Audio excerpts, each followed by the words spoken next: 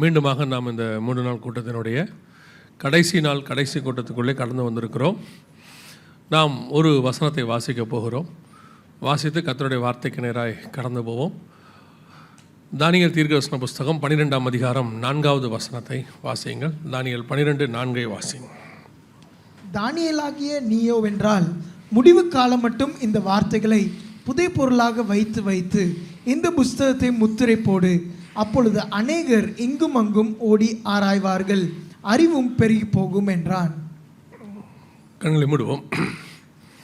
நல்ல தகப்பனே, எங்கள் சர்வ வல்லமையுள்ள ஆண்டவரே, இந்த அருமையான நாட்களுக்காக உமக்கு ஸ்தோத்திரம். கிருபையுள்ள கரத்தில் எங்களை தாழ்த்துகிறோம். தேவனாகிய கர்த்தர் இம்மட்டுமாக எங்களை நடத்தி கொண்டு வந்த தயவுக்காய் உமக்கு ஸ்தோத்திரம். இந்த 3 நாட்களும் நீர் இடைப்பட்ட தயவுக்காய் ஸ்தோத்திரம். தேவ ஆவியானுடைய ஆளுகைக்காக உமக்கு நன்றி. ஆண்டவரே, நீர் எங்களோடு கூட பேசின தயவுக்காக உமக்கு ஸ்தோத்திரம். இந்த மாலை வேளையிலும் நீர் இடைபடுவீராக, பேசுவீராக. வந்திருக்கிற ஒவ்வொருத்தரோடு கூட கர்த்தர் இடைபடும். திரும்பி போகும்பொழுது வசனத்தை பெற்றுக்கொண்டவர்களாக, ஆயத்தப்பட்டவர்களாய் திரும்பி போக கர்த்தர் கிருபை தருவீராக. மகிமையுள்ள கரத்தில் எங்களை தாழ்த்துகிறோம் எங்கள் ஆண்டவர் இயேசு கிறிஸ்துவின் நாமத்தில் பிதாவே. அல்லேலூயா. தானியேல் புஸ்தகம் 12ஆம் அதிகாரம் 4வது வசனம் ஒரு முத்திரைகளின் புஸ்தகத்தை குறித்து வேதம் சொல்லுகிறது. இந்த முத்திரைகளின் புஸ்தகம் என்றால் கடைசி காலத்துக்குரியதான புஸ்தகம் என்று அர்த்தம். ஏன்னா அந்த இடத்துல ஆண்டவர் சொல்கிறாரு, முடிவு காலம் மட்டும் இந்த வார்த்தைகளை புதைபொருளாக வைத்து இந்த புஸ்தகத்தை முத்திரை போடு அப்படிங்கிறார். இந்த முத்திரை எப்போ உடைக்கப்படும் என்றால் கடைசி காலத்தில் உடைக்கப்படும். அதை கொஞ்சம் நம்ம ரிவர்ஸில் சொன்னோம்னா, இது எப்போ முத்திரைகள் உடைக்கப்படுகிறதோ அது என்ன காலம்? கடைசி காலம் என்று அர்த்தம். நமக்கு கடைசி காலம் என்பதற்கான நம்ம காலத்தில் உள்ளதான மிக முக்கியமான அடையாளங்களில் ஒன்றாக இந்த 3 நாட்களிலும் நான் பலமுறை பார்த்துருக்கிறோம். இஸ்ரவேல் ஜனங்கள் திரும்பி வருவது கடைசி காலத்துக்கான மிக முக்கியமான அடையாளமாக பார்த்தோம். அதுக்கு ஆதார வசனங்களாக ஓசியாவின் புஸ்தகம் 3ஆம் அதிகாரம் 5வது வசனத்தில் அதை நாம் பார்த்தோம். ஸோ கடைசி காலத்தில் இந்த முத்திரைகள் உடைக்கப்படணும். கடைசி காலம் என்பதற்கான ஒரு அடையாளம் இஸ்ரவேல் ஜனங்கள் திரும்பி வருவது. இஸ்ரவேல் ஜனங்கள் திரும்பி வந்த பிறகு நடக்க வேண்டிய சம்பவங்கள் இப்போ இயேசுகிட்ட மத்திய 24 3வது வசனத்தில் உடைய வருகைக்கும் உலகத்தின் முடிவுக்கும் அடையாளம் என்ன எங்களுக்கு சொல்ல வேண்டும் என்று சொன்னார்கள். அப்போது இயேசு கிறிஸ்துவானவர் மத்திய சுவிசேஷத்தை 3 பகுதியாக பிரித்தார். அதில் முதலாவது பகுதியாக வருகைக்கு முன்பாக நடைபெற வேண்டிய, சபை எடுத்துக்கொள்ளப்படுவதற்கு முன்பதாக நடைபெற வேண்டிய காரியங்கள் அங்கே கொடுக்கப்பட்டிருக்கிறது. அந்த பர்டிகுலராக கடைசி காலத்தில் சபை எடுத்துக்கொள்ளப்படுவதற்கு முன்பாக நடக்கிற சம்பவங்களும் இந்த முத்திரைகளின் புஸ்தகத்தில் ஆரம்பத்தில் அவைகளை குறித்து கொடுக்கப்பட்டிருக்கிறது. இந்த முத்திரைகளின் புஸ்தகம் எங்கே இருக்கிறது என்று சொன்னால் 5ஆம் அதிகாரம் வெளிப்படுத்தின விசேஷத்தை 5ஆம் அதிகாரம் 4வது வசனத்தை வாசிக்கும். திறந்து வாசிக்கவும் அதை பார்க்கவும் பாத்திரவானாக காணப்படாததினால், அப்போது அந்த முத்திரைகளின் புஸ்தகம் எங்கே இருக்குது அப்படின்னு கேட்டிங்கன்னு சொன்னால் வெளிப்படுத்தின விசேஷம் 5ஆம் அதிகாரத்தில் இருக்கிறது. 6ஆம் அதிகாரத்தில் அந்த முத்திரைகள் உடைக்கப்படுகிறதை நாம் பார்க்கிறோம். இந்த செய்திக்கு போவதற்கு முன்பதாக நான் உங்களுக்கு ஒரு சின்ன இன்ட்ரொடக்ஷன் சொல்லிட்டு போக வேண்டும் என்று விரும்புகிறேன். காரணம் என்னென்னா, இந்த முத்திரைகளின் புஸ்தகத்தை குறித்து, குறிப்பாக 6ஆம் அதிகாரத்தை குறித்து இருவேறு கருத்துகள் இருக்கிறது. அதாவது நான் சொல்கிறது ஆவிக்குரியவர்களுக்குள்ளேயே இருவேறு கருத்துகள் இருக்கிறது. என்ன கருத்து இருக்குது அப்படின்னு சொல்லி பார்த்தீங்கன்னு சொன்னால், இந்த குறிப்பிட்ட 6ஆம் அதிகாரம் என்பது எப்பொழுது நடைபெற வேண்டும் அப்படின்னு கேட்டிங்கன்னா, வருகைக்கு பின்னால், சபை எடுத்துக்கொள்ளப்பட்ட பின்னால் தான் நடக்க வேண்டும் என்று சொல்லி நாம் ஒரு பெரிய நம்பிக்கை அதன் மேல் இருக்கிறது. அப்போ தான் அது நடக்கணும் அப்படின்னு சொல்லி. உண்மையிலேயே அப்படித்தானா அப்படிங்கிறதுக்கு ஆதாரபூர்வமாக அவர்கள் என்ன சொல்லுகிறார்கள் என்று சொன்னால், முதல் 3 அதிகாரத்தில் சபையின் காலம் வருகிறது. அதாவது 2ஆம் அதிகாரம் 3ஆம் அதிகாரத்தில் 7 சபைகளை பற்றி கர்த்தர் பேசுகிறார். அதற்கு பிறகு 4ஆம் அதிகாரத்தில் ஆண்டவர் பரலோகத்தினருடைய தரிசனத்தை காட்டுகிறார். அந்த 4ஆம் அதிகாரம் ஆரம்பிக்கும் பொழுது யோவானை பார்த்து கர்த்தர் ஒரு வார்த்தை சொல்கிறாரு, இங்கே ஏறி வா, இவைகளுக்கு பின்பு சம்பவிப்பதை நான் உனக்கு காண்பிப்பேன் அப்படின்னு இருக்கு. இந்த இன்ட்ரொடக்ஷனை கவனிங்க. ஏன்னா இப்போ அடுத்து கொடுக்க போகிற செய்தியை இல்லை அதெல்லாம் தப்பு அப்படின்னு ஒரு கூட்டம் ஒரே லைனில் சொல்லிடுவாங்க. நீங்கள் அப்புறம் எப்படி அவங்க சொல்கிறதுக்கு பதில் சொல்ல முடியாமல் நீங்கள் யோசிச்சுட்டு இருப்பீங்க. அதுக்கு தான் அந்த இன்ட்ரொடக்ஷன் கொடுத்துட்டு போகிறேன். அப்போது இங்கே ஏறி வா அப்படின்னு சொல்லி யோவானை பார்த்து சொல்கிறார். அப்படி சொல்லும் பொழுது என்ன உபதேசம் கொடுக்குறாங்க அப்படின்னா, இங்கே ஏறி வா என்று ஆண்டவர் சொன்னது யோவானை அல்ல, சபையை அப்படின்னு சொல்கிறாங்க. சபையை ஆண்டவர் சொன்னதாக அங்கே சொல்லப்படவில்லை. யோவானை சபைக்கு உருவகப்படுத்தி ஒரு இடத்திலும் கர்த்தர் சொல்லவே இல்லை. எதுக்காக உங்களுக்கு சொல்கிறேன் அப்படின்னா, ஆரம்பிக்கும் பொழுதே வெளிப்படுத்தின விசேஷம் ஆரம்பிக்கும் போதே கர்த்தர் சொன்னது யோவானை பார்த்து, ஆசியாவில் உள்ள 7 சபைகளுக்கு எழுது அப்படின்னார். அப்போ யோவான் சபையாக இருக்குமானால் கர்த்தர் அப்படி சொல்லியிருக்க முடியாது. அது மட்டுமல்ல, வெளிப்படுத்தல் முடியும் போது ஆவியும் மனவாட்டியும் வா என்பார்களாக, கேட்கிறவனும் வாயன். யார் கேட்கிறவனா கீழே அவர் சொல்கிறார், நான் தான் இதெல்லாம் கேட்டு எழுதுனேன் அப்படின்னு சொல்கிறார். யோவானை ஒரு இடத்திலும் சபைக்கு அங்கே அடையாளமாக சொல்லப்படவில்லை. பல இடங்களிலே சபைக்கு ஸ்திரீயை அடையாளமாக சொல்லி இருக்கிறது. சில இடங்களிலே மனவாட்டி சபையை குறித்து உன்னத பாட்டில் சூலமித்தியாலை குறித்து சொல்லப்பட்டிருக்கிறது. இப்படி பல இடத்துல இப்போது கலாத்தியரில் வாசிக்கும் பொழுது 2 பிரமாணத்துக்கு அடையாளமாக ஆகாரையும் சாராளையும் சொல்லப்பட்டிருக்கிறது. ஆனால் ஒரு இடத்துலையும் யோவானை சபையாக சொல்லப்படவில்லை. ஸோ 4ஆம் அதிகாரத்தில் இங்கே ஏறி வா என்று ஆண்டவர் சொன்னது சபையை அல்ல, யோவானை, நேரடியாக யோவானை மட்டும்தான் சொன்னார். அது மட்டுமல்ல, 4ஆம் அதிகாரத்திற்கு பிறகு சபை அங்கே இருக்கிறதாக சொல்லப்படலை. எந்த இடத்துலையும் சபையை அவர் பார்க்கல. இப்போ நீங்கள் இந்த இன்ட்ரடக்ஷனை புரிஞ்சுக்கோங்க, இல்லைனா திருப்பி நீங்கள் இந்த வீடியோவை ஆன்லைனில் பார்த்துக்கோங்க. 1ஆம் அதிகாரத்தில் அவர் பரலோகத்தை பார்க்கிறார், அங்கேயும் சபையை அவர் பார்க்கவில்லை. அடுத்து 4ஆம் அதிகாரத்தில் பரலோகத்தினுடைய தரிசனம் யோவானுக்கு காட்டப்படுகிறது, அங்கேயும் அவர் பார்க்கவில்லை. 5ஆம் அதிகாரத்தில் சிங்காசனத்தில் உட்கார்ந்திருக்கிற பிதாவாகிய தேவனை பார்க்கிறார், அங்கேயும் அவருக்கு சபை இருப்பது காண்பிக்கப்படவில்லை. அப்போ சபை பரலோகத்தில் இருப்பதாக காண்பிக்கப்பட்டது எங்கே அப்படின்னு பார்த்தீங்கன்னா, 7ஆம் அதிகாரம் 9ஆம் வசனம் வெளிப்படுத்தின விசேஷத்தில் தான் சபை பரலோகத்தில் இருக்கிறதை பார்க்க முடிகிறது. இவைகளுக்கு பின்பு சகல கோத்திரத்திலிருந்தும் பாஷைக்காரிலிருந்தும் ஜாதிகளிலிருந்தும் மீட்கப்பட்டதும் ஒருவரும் எண்ணக்கூடாததுமாகிய திரளான கூட்டமாகிய ஜனங்கள் வெள்ளை அங்கிகளை தரித்து கொண்டு தங்கள் கைகளிலே குருத்தோலைகளை பிடித்துக்கொண்டு சிங்காசனத்திற்கு முன்பாகவும் ஆட்டுக்குட்டியானவருக்கு முன்பாகவும் நிற்க கண்டேன். அங்கே தான் சபை நிற்கிறது, சிங்காசனத்துக்கு முன்பாக. அதனால தான் நம்ம சபையை குறித்து பவுல் எழுதும்போது சொல்கிறாரு, நாம் தைரியமாய் கிருபாசனத்திலே கிட்டி சேருகிறோம் அப்படிங்கிறார். ஸோ நமக்கு தான் சிங்காசனத்தில் முன்னாடி நிற்கக்கூடியதான அந்த தகுதி இருக்கிறது, அதாவது புதிய ஏற்பாட்டு சபைக்கு. ஸோ அது எங்கே நிற்குதுன்னா 7ஆம் அதிகாரத்தில் தான் சொல்லுது. 6ஆம் அதிகாரத்திலையோ 5ஆம் அதிகாரத்திலையோ இல்லை. எதுக்காக இது இவ்வளோ விளக்கம் சொல்கிறேன்னா, ஒரு சாரார் 4ஆம் அதிகாரத்தில் தான் சபை பரலோகத்துக்கு போகுது, 6ஆம் அதிகாரம் எல்லாம் வெளிப்படுத்தின, அதாவது சபை எடுத்துக்கொள்ளப்பட்ட பிறகு நடக்க வேண்டிய சம்பவம், அதுக்கு இப்போ நம்ம இங்கே கவலைப்பட வேண்டிய அவசியம் இல்லை அப்படின்னு சொல்லிடுறாங்க. இது எங்கே போய் இதில் என்ன பிரச்சனை வந்துடுச்சு அப்படின்னு கேட்டால், 6ஆம் அதிகாரத்தில் நாம் வாழ்ந்து கொண்டிருக்கிறோம், அந்த காலகட்டத்துக்குள் நாம் வாழ்ந்து கொண்டிருக்கிறோம். முத்திரைகள் எல்லாம் ஒன்றன் பின் ஒன்றாக உடைக்கப்பட்டு கொண்டிருக்கிறது. இந்த சம்பவங்களை ஆதாரபூர்வமாகவும் உலகத்தில் நடக்கிற சம்பவங்களோடு கூட இணைத்து சொல்லிக்கிட்டு இருக்கிறோம். ஆனால் ஒரு சாராருக்கு அது எதையுமே கேட்க மனமில்லை. அவங்க என்ன சொல்கிறாங்கன்னா, அதெல்லாம் இல்லைங்க, எங்களுக்கு சொல்லி கொடுத்தது 4ஆம் அதிகாரத்தில் சபை போயிடும், 4ஆம் அதிகாரத்தில் சபை போயிடும். அன்னைக்கு அவர்களுக்கு கிடைச்ச வெளிச்சத்தில் அவங்க சொல்லி இருக்கலாம். யூதர்கள் போய் ஒரு நாள் யோவான் ஸ்நானகனை கேட்கிறார்கள், நீதான் வருகிறவராகிய மேசியாவா என்று கேட்கிறார்கள். அப்போ யோவான் ஸ்நானகன் சொல்கிறார், நான் இல்லை, எனக்கு பின் ஒருவர் வருகிறார், இயேசு வருகிறார். இயேசுகிட்டையும் போய் கேட்குறாங்க, நீங்கள் தான் மேசியாவா, எங்களுக்கு சொல்ல வேண்டும் என்று சொல்லி. அப்போ அந்த மாதிரி ஒரு காலகட்டத்தில் ஒரு வெளிப்பாடு வச்சு யோவானை போய் கேட்குறாங்க. இல்லைன்னு சொன்ன உடனே அடுத்து அவங்க இயேசுக்கிட்ட போகிறாங்க. அந்த மாற்றம் வரும்போது ஏற்றுக்கொள்ளக்கூடிய மனப்பக்குவம். இன்றைக்கி நமக்கு இல்லை, எங்களுக்கு 50 வருஷமாக இதை சொல்லிட்டாங்க, 4ஆம் அதிகாரத்தில் சபை போயிடும்னா, சபை 4ஆம் அதிகாரத்தெல்லாம் தாண்டி இப்போ 6ஆம் அதிகாரத்தின் காலத்தில் இருக்குது.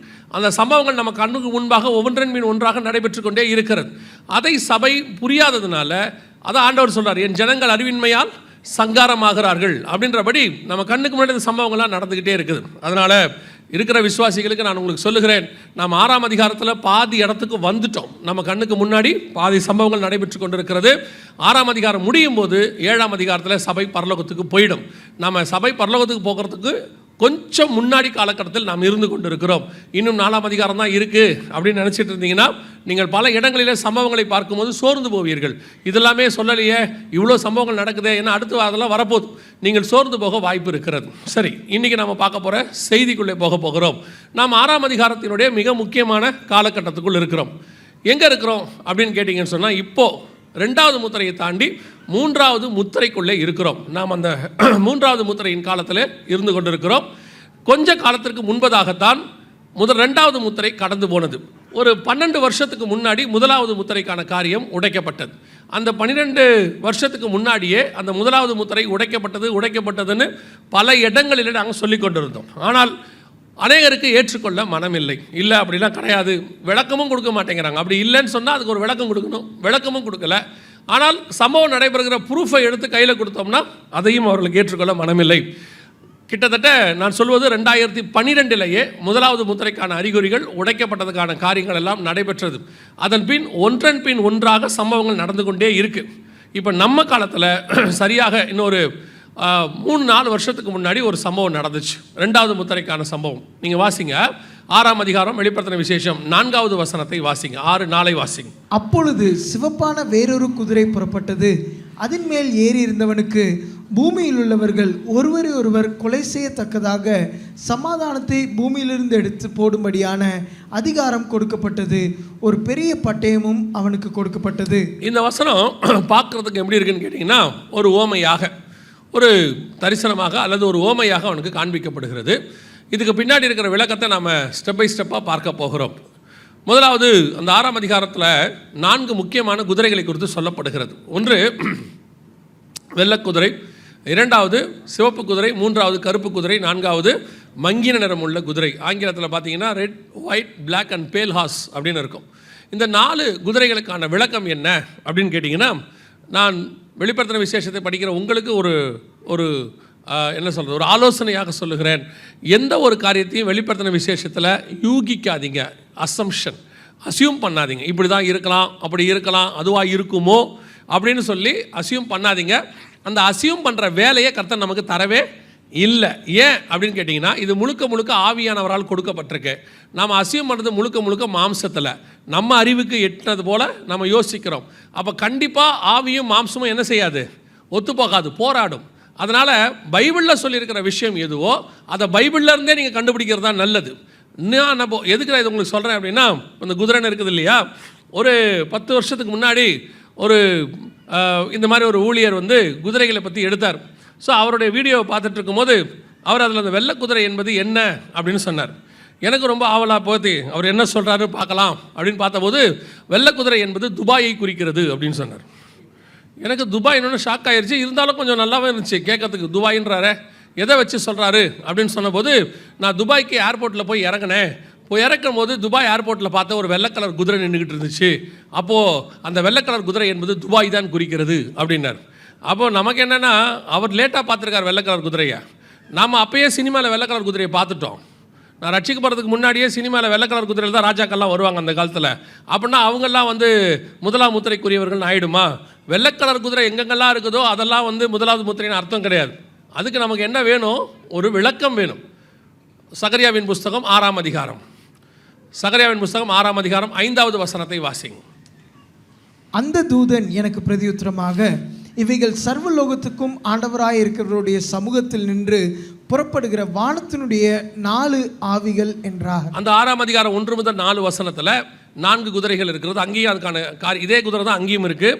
வெள்ளை, கருப்பு, சிவப்பு, புள்ளியான குதிரை அப்படின்னு இருக்கும். அந்த 4 தான் வெளிப்படுத்தல் 6லையும் இருக்குது. அப்போ அதுக்கான விளக்கமாக அங்கேயே ஆண்டவர் கொடுத்துட்டார். பழைய ஏற்பாட்டிலேயே என்ன சொல்கிறார், இது 4ம் கர்த்தருடைய சமூகத்திலிருந்து புறப்படுகிற 4 ஆவிகள். இது எந்த நாட்டையும் குறிக்கல, யாரையும் குறிக்கல. இது எதை குறிக்குது, 4 ஆவிகளை குறிக்கிறது என்று வேதம் சொல்லுது. என்ன ஆவி அப்படின்னு கேட்டிங்கன்னா, நம்ம எல்லாருக்கும் தெரியும். இன்றைக்கி உள்ளவங்களுக்கு நாம் பார்க்குறோம், ஒரு அமைச்சரோ அல்லது முதலமைச்சரோ பிரதமரோ ஒரு திட்டத்தை போடும்போது அதை அவர்கள் நேரடியாக மக்களிடத்தில் செய்ய மாட்டார்கள். அதை அவர் அந்த துறை அமைச்சருக்கு அனுப்புவார். அந்த துறை அமைச்சர் அதுக்கு கீழே உள்ள அதிகாரிக்கு அனுப்புவார்.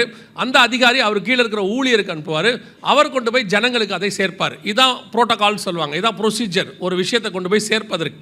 இது எல்லாமே எங்கேருந்து கொண்டு வந்தாங்க அப்படின்னு கேட்டிங்கன்னா, அந்த வேர்ல்ட்லி மெத்தட், இது எல்லாமே பைபிள்லேருந்து கொண்டு வரப்பட்டது. காரணம் என்னென்னா, பைபிளில் 2000 வருஷத்துக்கு முன்னாடியே இந்த புரோட்டோகால் பற்றி இருக்குது. 4000 வருஷத்துக்கு முன்னாடி இருக்குது.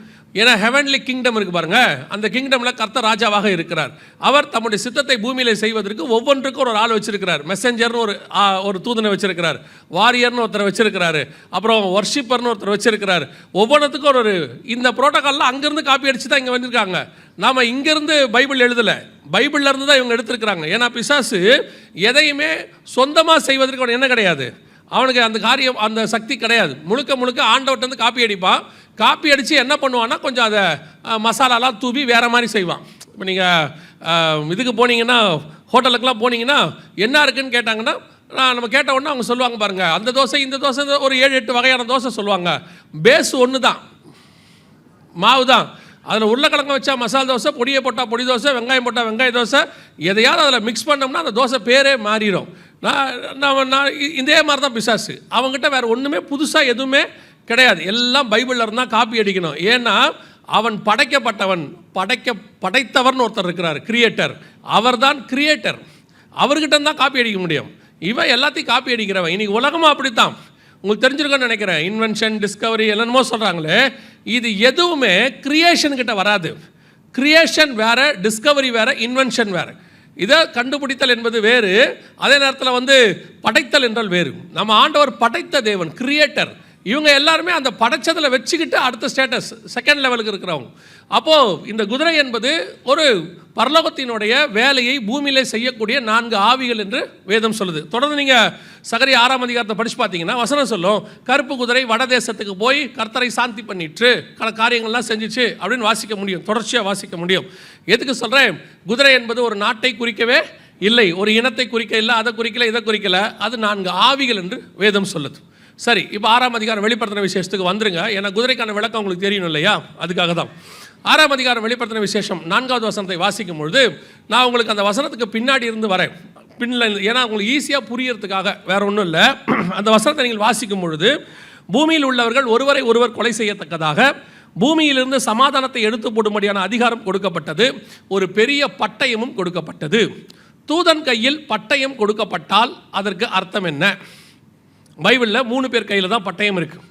ஒன்று தேவனிடத்தில் இருக்கிறது, இன்னொன்று மனுஷனிடத்தில் இருக்கிறது, இன்னொன்று தூதனிடத்தில் இருக்கிறது. தேவனிடத்தில் இருக்கிற பட்டயத்துக்கு என்ன அர்த்தம்? வாசிங்க, எபேசியருக்கு நிருபம் 6ஆம் அதிகாரம் 19வது வசனத்தை வாசிங்க. எபேசியர் 6:19. சுவிசேஷத்திற்காக மன்னிக்கணும், 17 வாசிங்க. ரட்சண்யம் என்னும் தலைச்சீராவையும், ரட்சண்யம் என்னும் தலைச்சீராவையும், தேவ வசனமாகிய ஆவியின் பட்டயத்தையும் எடுத்துக்கொள்ளுங்கள். அப்போ தேவனுடைய பட்டயம் என்பது எதை குறிக்குது? கர்த்தருடைய வசனம், அதை தான் குறிக்குது.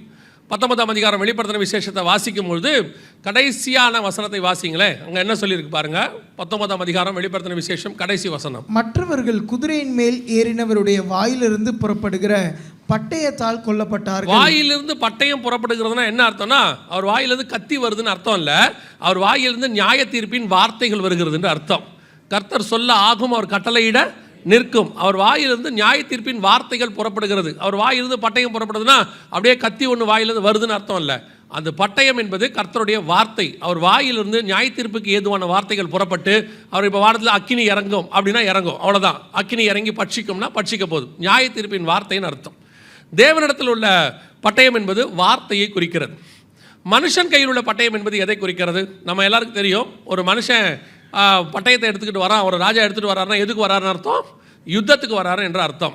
1 சாமுவேலின் புஸ்தகம் 17ஆம் அதிகாரத்தில் கோலியாத்து, நம்ம எப்படி ஒரு ஆர்மர் ஆஃப் காட்னு எபேசியர் 6ல் சொல்கிறோமோ அதே மாதிரி அவருக்கு ஒரு அங்கே ஒரு டிஸ்கிரிப்ஷன் இருக்கும், நீங்கள் பார்த்துருப்பீங்கன்னு நினைக்கிறேன். 6ஆம் அதிகாரம் எபேசியரில் நமக்கு எப்படி ஒரு தலைச்சீராக இருக்குதோ அதே மாதிரி கோலியாத்துக்கு ஒரு தலைச்சீராக இருக்கும். இங்கே எப்படி ஒரு பாதரட்சை இருக்கோ அவனுக்கு ஒரு பாதரட்சை இருக்கும். இங்கே ஒரு கேடகம் இருக்கும், அங்கே ஒரு கேடகம் இருக்கும். இங்கே ஒரு பட்டயம் இருக்கும், அங்கே ஒரு பட்டயம் இருக்கும். ஆனால் கோலியாத் பிடித்து கொண்டு வருகிற பட்டயம் என்றால் யுத்தத்துக்கு வந்திருக்கிறான் என்று அர்த்தம். அவன் யுத்தத்துக்கு கூப்பிடுறான். இப்போ சவுல் கையிலையும் பட்டயம் இருக்கு, 2 பேரும் சண்டை போடணும், அதான் அவன் கூப்பிடுறது. ஆனால் வசனம் சொல்லுது, தாவீதின் கையில் பட்டயம் இல்லாது இருந்தது அப்படின்னு இருக்கு. இதுக்கு பின்னாடி நிறைய ஆவிக்குரிய அர்த்தம் இருக்கு. ஆனால் ஒன்று புரிஞ்சுக்கோங்க, மனுஷன் கையில் பட்டயம் இருந்தால் அதுக்கு என்ன அர்த்தம்? யுத்தம் என்று அர்த்தம், சண்டை போட வந்திருக்கிறான் அப்படின்னு அர்த்தம். கர்த்தர்கிட்ட பட்டயம் இருந்தால் அது வார்த்தை என்று அர்த்தம். சரி, தூதன் கையில் உள்ள பட்டயத்துக்கு என்ன அர்த்தம்? வாசிங்க, 1 நாளாகமத்தின் புஸ்தகம் 21ஆம் அதிகாரம் 12வது வசனத்தை வாசிங்க. 1 நாளாகமம் 21:12. 3 வருஷத்து பஞ்சமோ அல்லது உன் பயங்கரின் பட்டயம் உன்னை பின்தொடர நீ உன் சத்துருக்களுக்கு முன்பாக முறிந்தோடி போக செய்யும் 3 மாத சங்காரமோ அல்லது 3 நாள் 3 நாள் கர்த்தருடைய தூதன் இஸ்ரவேலுடைய எல்லை எங்கும் சங்காரம் உண்டாகும்படி தேசத்தில் நிற்கும் கர்த்தருடைய பட்டயமாகிய கொள்ளை நோயோ. அப்போ தூதன் கையில் உள்ள பட்டயத்துக்கு பேர் என்னது? கொள்ளை நோய்னு அர்த்தம். அதே அதிகாரம் 16 வாசிங்க, 16.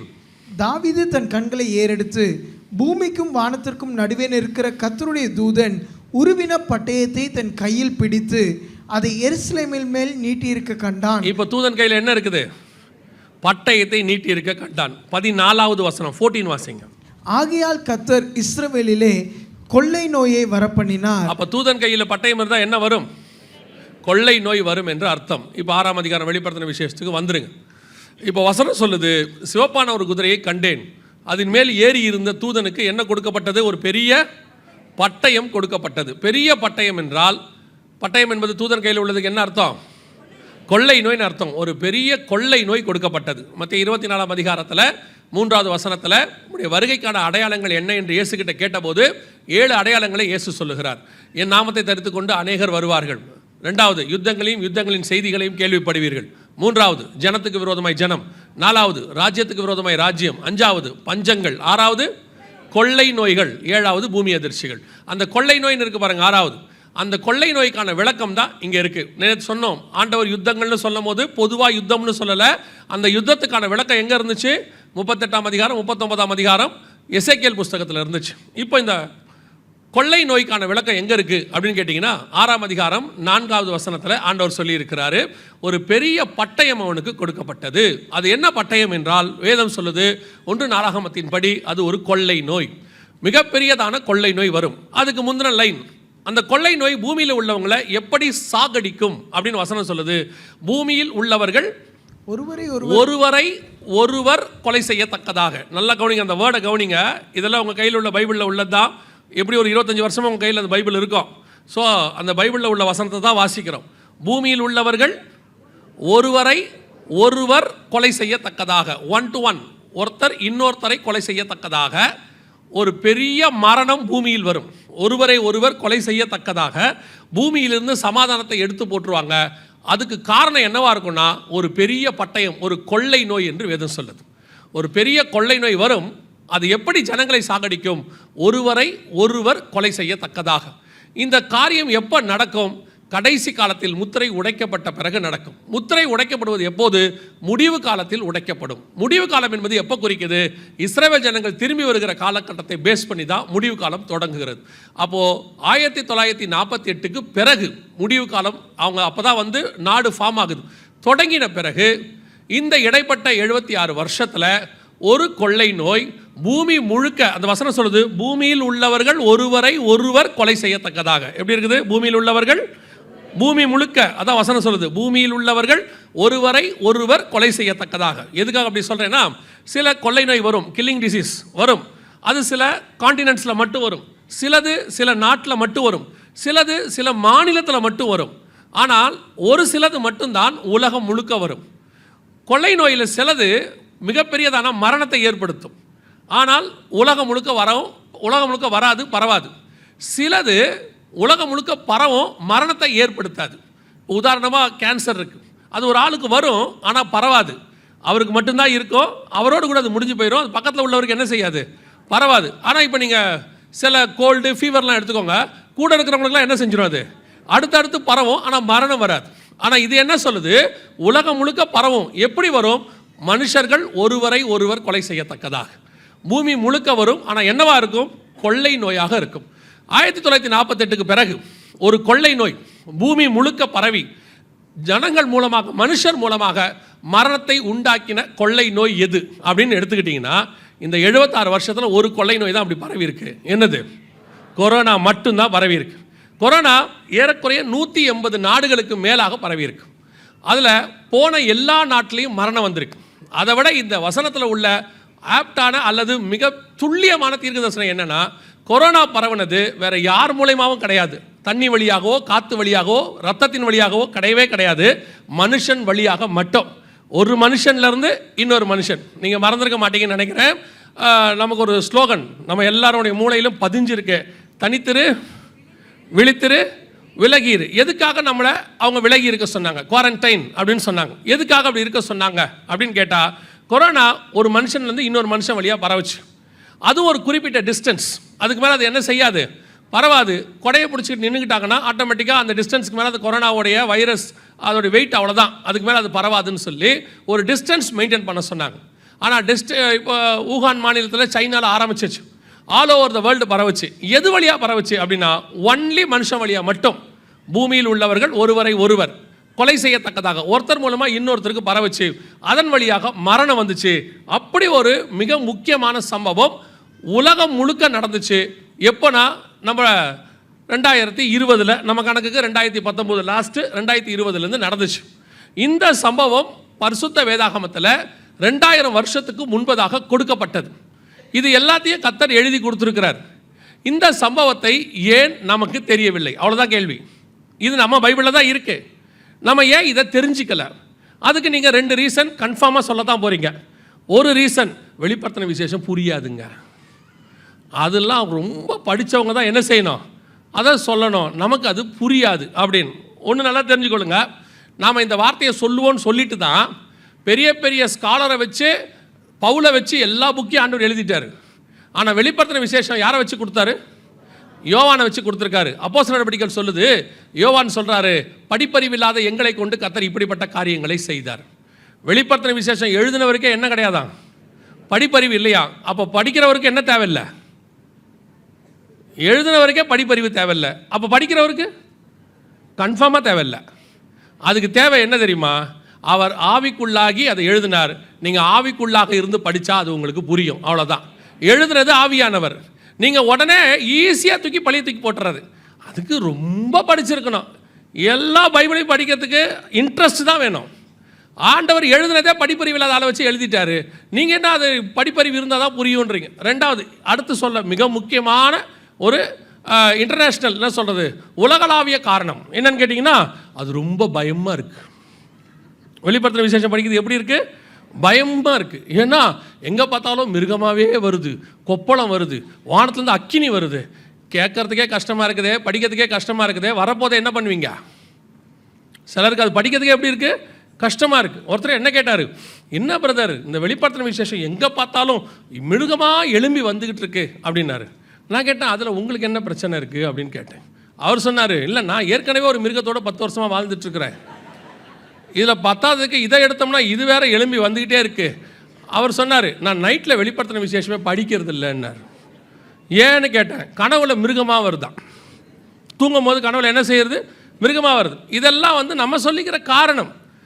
ஆனால் கர்த்தர் சொல்கிறாரு, நான் மகத்துவங்களை அவர்களுக்கு எழுதி கொடுத்துருக்கிறேன். ஆவியானவர் சபைகளுக்கு சொல்லுகிறதை காது உள்ளவன் கேட்க கடவன். பரிசுத்த ஆவி. இது பெரிய விசேஷம் என்னன்னா, இதை எழுதுனது ஆவியானவர். அவர் தான் ஆத்தர் ஆஃப் த புக்கு.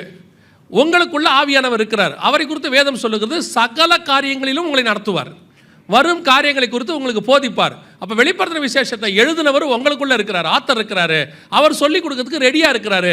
அப்போ உங்களுக்கு தெரியலனா காரணம் அவரும் இல்லை, புக்கும் இல்லை, நீங்கள் தான். அவர் சொல்லி கொடுக்க ரெடியாக இருக்காரு, எழுதினவர் கூட இருக்காரு. அப்புறம் ஏன் புரிய மாட்டேங்குது? பல நேரங்களில் நாம் அப்படி தான் சொல்கிறோம், எனக்கு புரியல, தெரியல, அதுக்கு ஒரு விசேஷித்த ஞானம் வேணும்.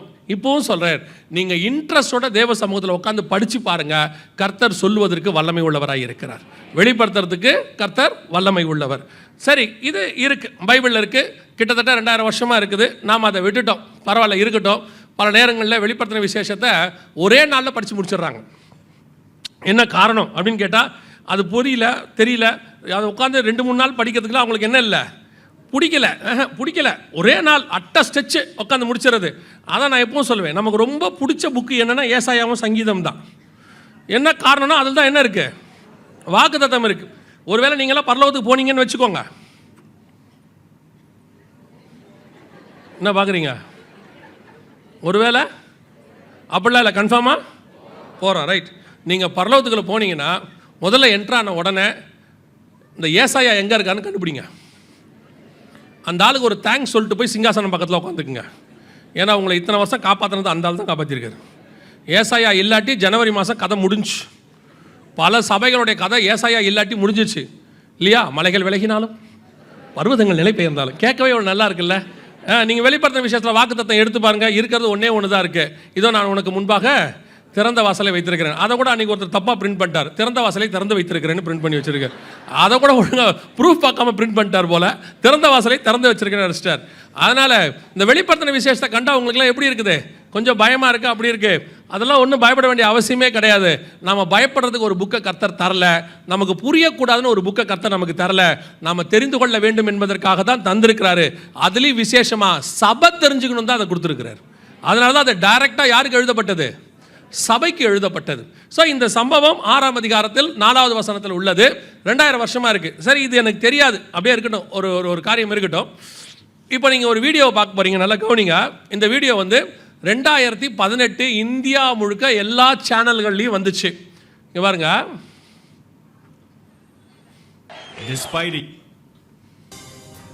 வரலாற்றில் இதுவரை கண்டிராத மிகப்பெரிய அளவில் உயிரிழப்பை ஏற்படுத்தக்கூடிய நோய் ஒன்று பரவ உள்ளதாக உலக சுகாதார நிறுவனம் எச்சரிக்கை விடுத்துள்ளது.